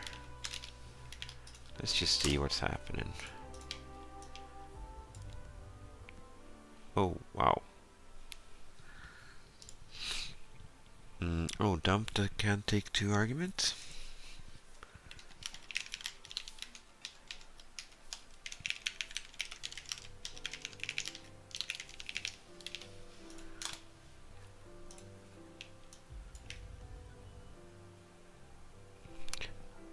Okay.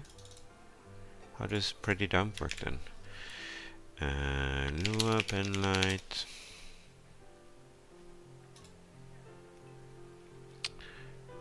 Pretty dump. Oh, the file name. That's not what I want. Okay, fine. Oh. I thought I had D&D on.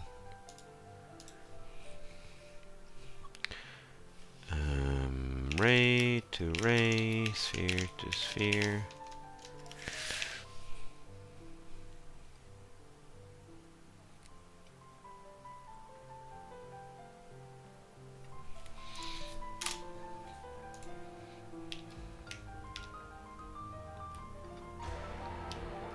So the ray should be moving when I move the hand. It is. So that's nice. I feel like that radius is a bit small, but maybe that's right.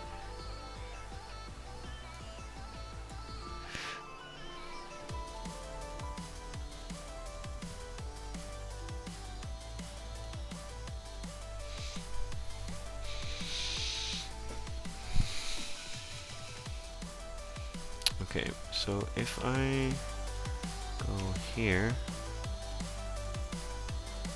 I feel like it looks like my hand is going right through the box right now. Right?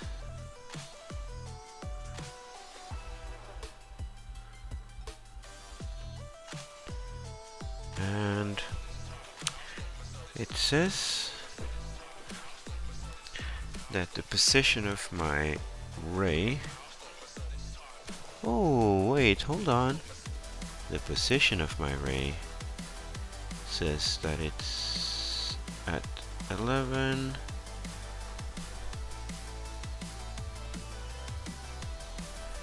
159, and that looks like it's matching some of the spheres. Then height wise it says it's at about 1.5 meters up, and all the spheres look like they're at about 1.2 meters up.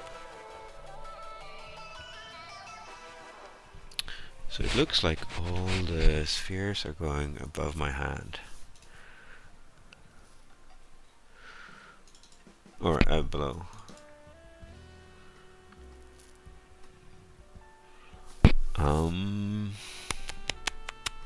But why does it look like it's correct?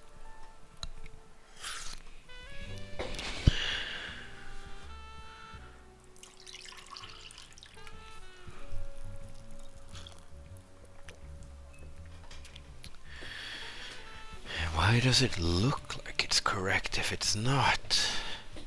Maybe it is? Can we slow down the cubes like a huge amount? Oh no, that's in position for beat, isn't it? Yeah, oh no, that's copy pasted. Oh boy. Whatever. Let's say that they move super slow. What does this look like? Okay. Yeah, well, that's gonna be easier to test at least.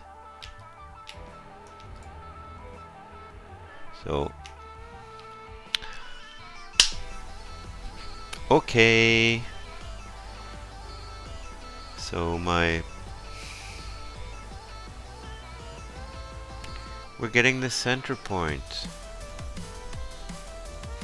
This is what I was talking about.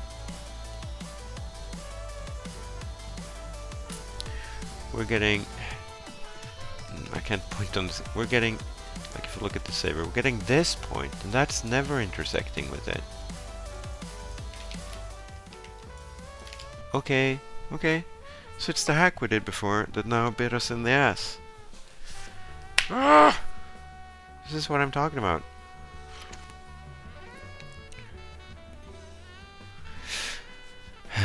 So that's because, do you remember a while back when I said I'm too lazy to do the real fix, so I'm gonna do a hack fix?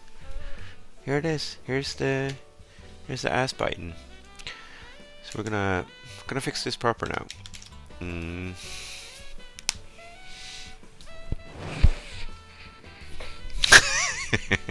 No frickin' hacks. No, just the right amount of hacks. That's the thing.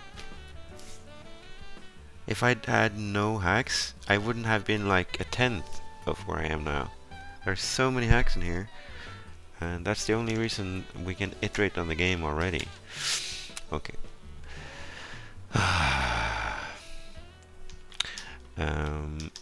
So the Saber is not going to be a cube. We're going to have a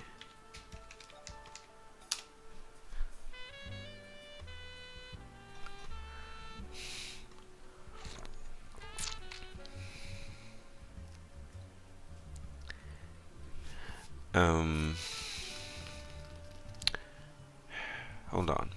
I'm still feeling like this transform should have been included in the thingy. Because I'm not getting the position of the view, I'm getting the position of the entity.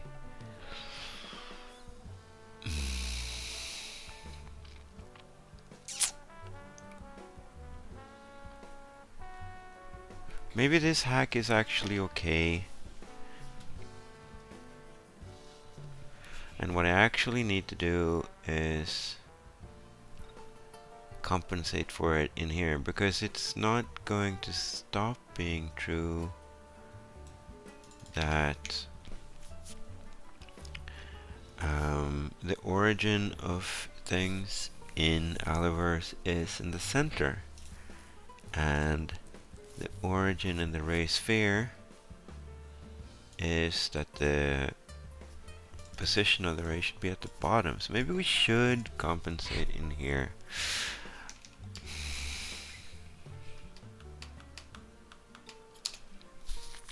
Okay.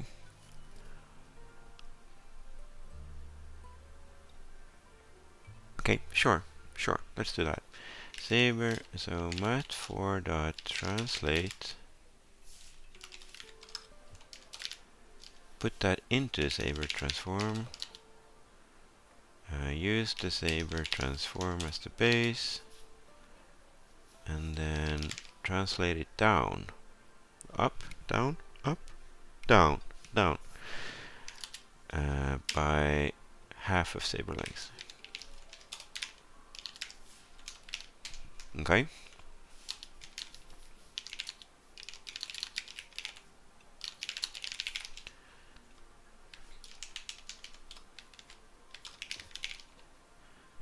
Yeah. Okay.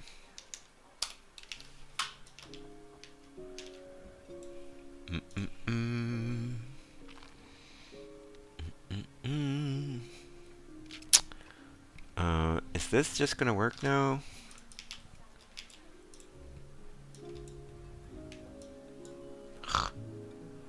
Oh, not Vec, Vec 3.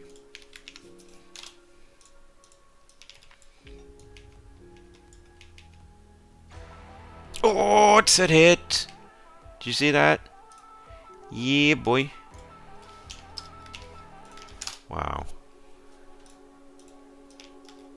Can't believe that code only had a single bug. Oh, nice. Yeah, it's working. Let's add back proper speed. And apparently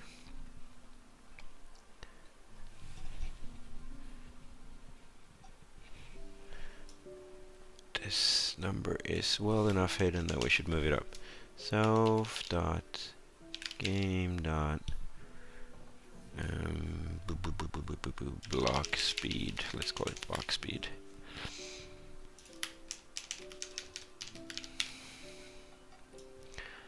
And put that with all the other magic numbers up here.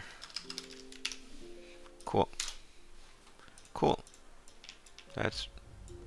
Why did we lose the color of the Sabres? What the fuck? What? When did that stop working? Did I just notice now and it's been broken since... Oh no. I don't want to stop coding. Come on. A little more. I want to know a little more.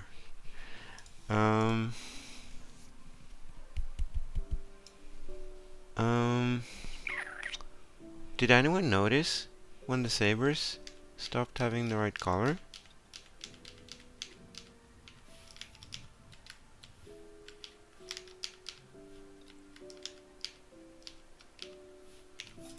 It couldn't possibly have been that. No.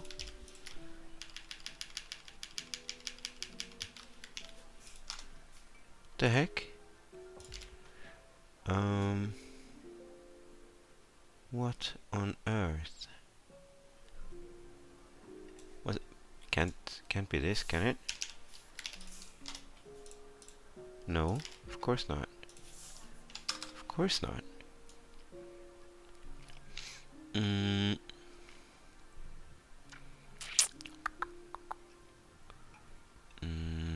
Add Sabres. Oh yes, it was when I... why is it even visible? Jeez. It's because I was changing the superclass, which was just a second ago. There we go. That's better. Whew.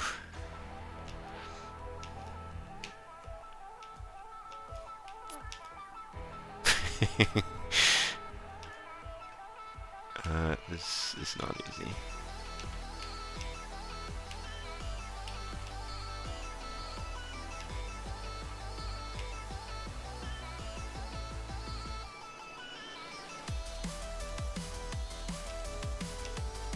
It doesn't seem to be working on like hitting above the Saber. But that's not supposed to be working because I just did a hack for that yet.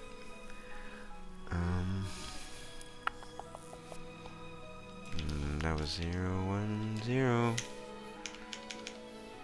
Somewhere I wrote 010 somewhere.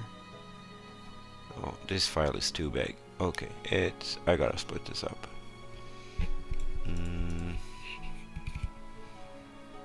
Oh yeah, this thing needs to be fixed. Let's commit what we got so far.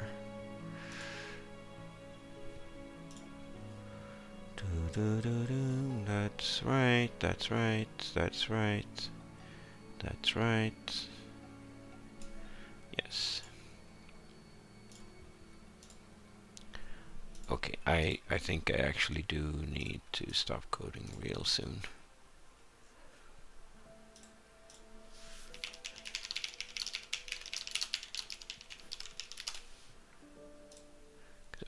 real tired. I don't want to ruin the week. Rudimentary block, Saber block collision. But maybe I could fix the direction first, at least. Just a little bit of math. Just a tiny bit of math. So it shouldn't be straight up. It should be at the normal pointing out of the hand. So if it should be pointing like this. So if my hand is like that, it should be pointing like that, right? So I need to extract only the rotation from Saber transform, and then rotate this vector by that rotation.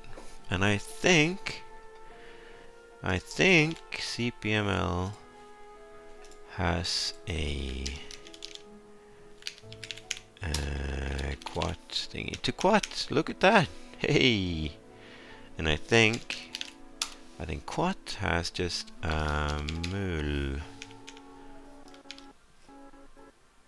Oh, what's happening? Mul vector. Yeah, so I think I can just do. Oh wow! If it's this easy, local Saber quad is Saber transform, and then just to.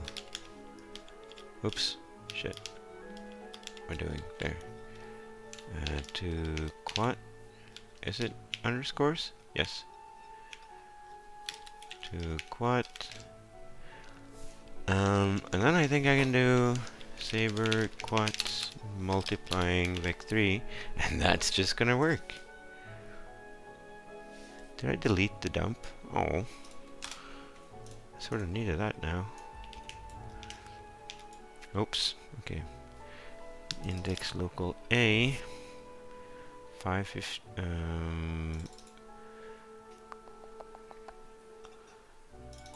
244. Okay, so we can't do that. Okay, fine.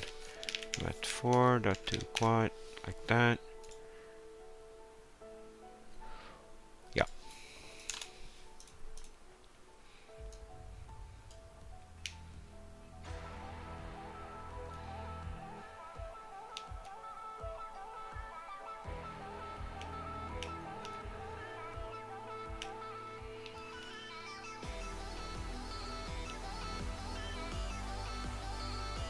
I think that was a hit with the tip of the saber. That's cool. You know what I gotta do? I gotta try this in VR. I definitely gotta try this in VR. Where's my headset? Hold on.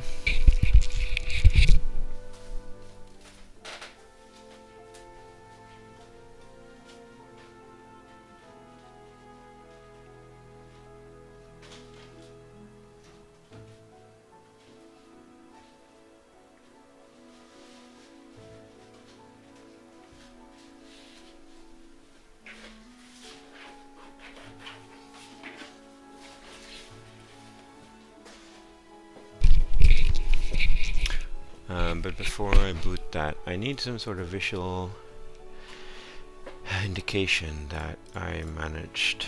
So I think what I'm gonna do is, as I said before, I'm just gonna kill the block. So,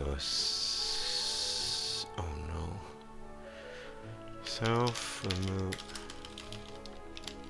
remove note.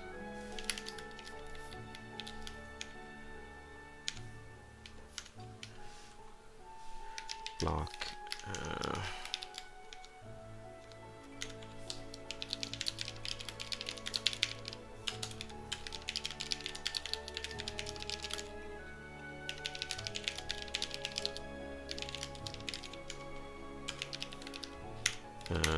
Yeah, and then we remove the note. try that real quick. Nope. You can't do table.find. Is that not a thing?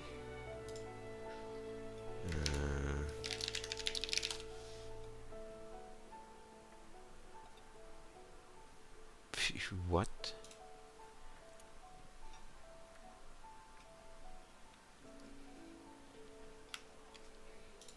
Do I table remove?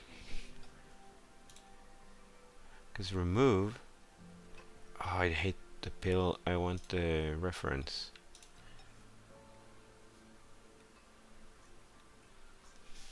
Do I find out one reference? Table remove takes a position. Okay, so the standard library doesn't have table find, so I guess we need to do table X. Probably has a find. Yeah, it does. Of course it does. Ugh. That's gonna do reference equality, right?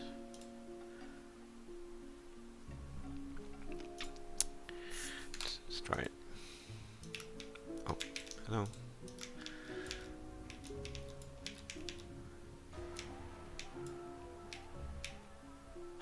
Okay.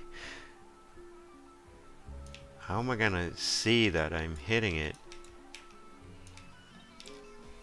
Okay, can we slow it down again?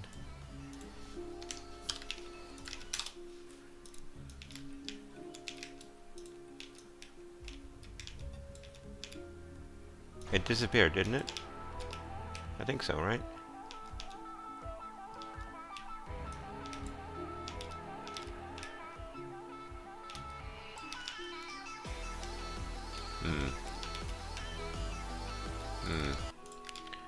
Okay.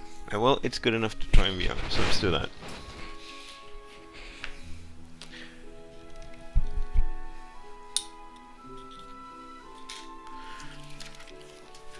I'm gonna position my desktop client so you can see roughly what's going on.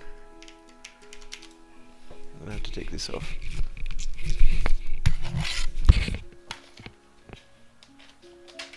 Shit.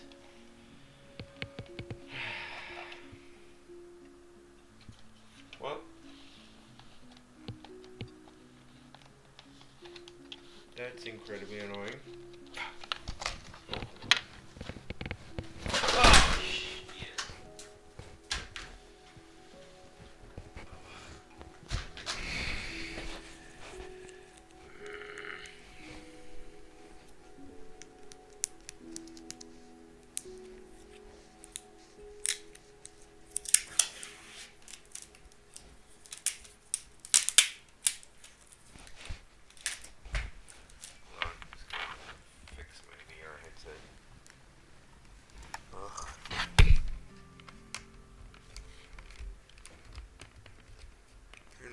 Common problem too.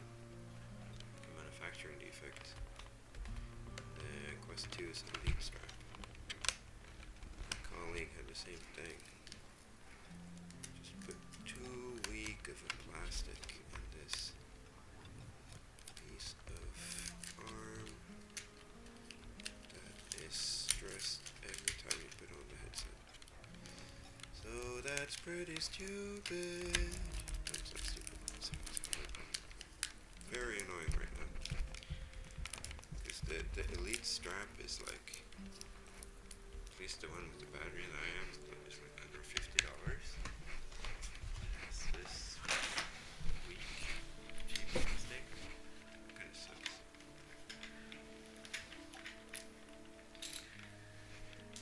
There's that.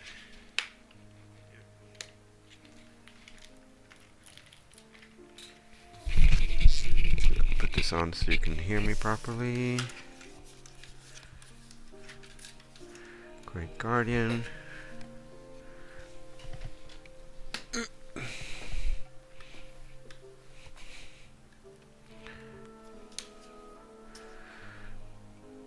Okay, boot up Alloverse.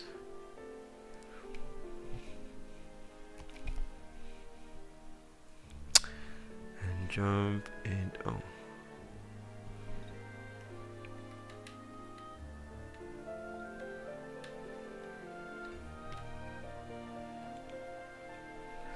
Jump into the arcade.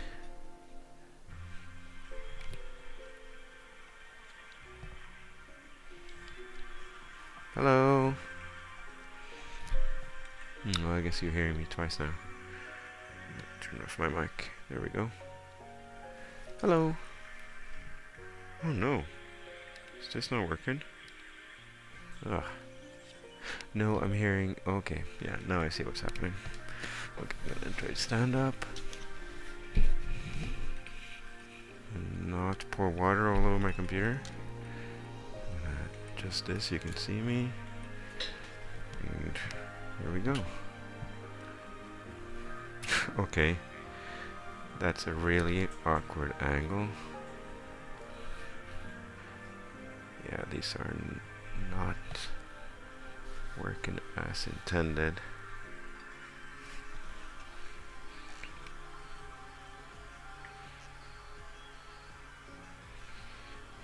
And they're way too short. Okay, I'm gonna slow down the blocks.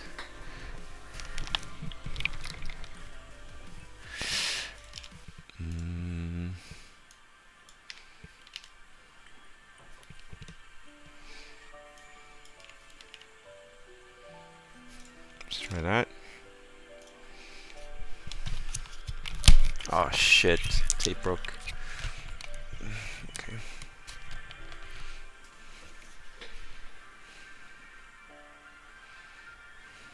Okay. Yeah, the ray is not working. Okay, but the point is working.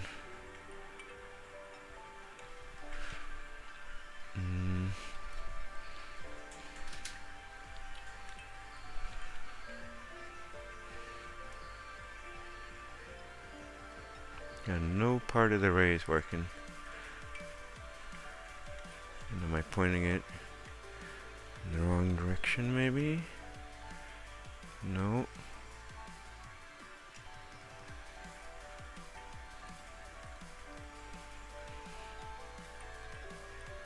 What? Well, if I turn, it doesn't even work for the point.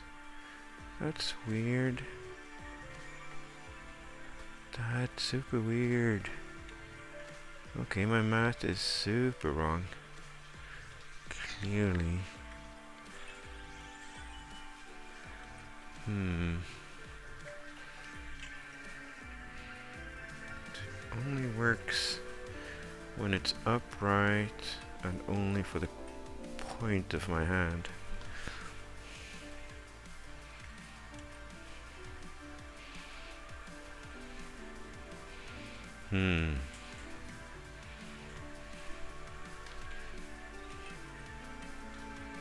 Okay, well, I've got some mathing to do.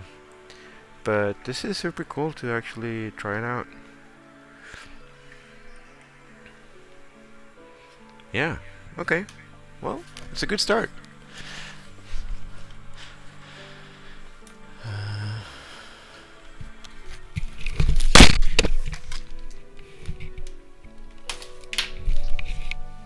Maybe even a great start.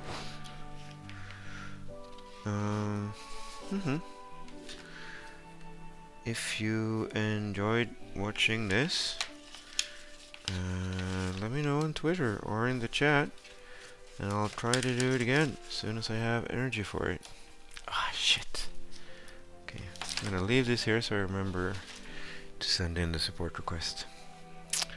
Do I have any unsubmitted code? That should be in. Yep, this. Stage.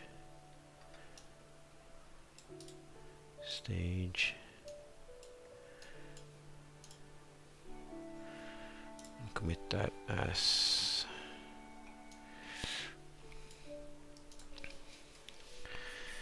Saber direction plus remove hit note. Push that. And that's it.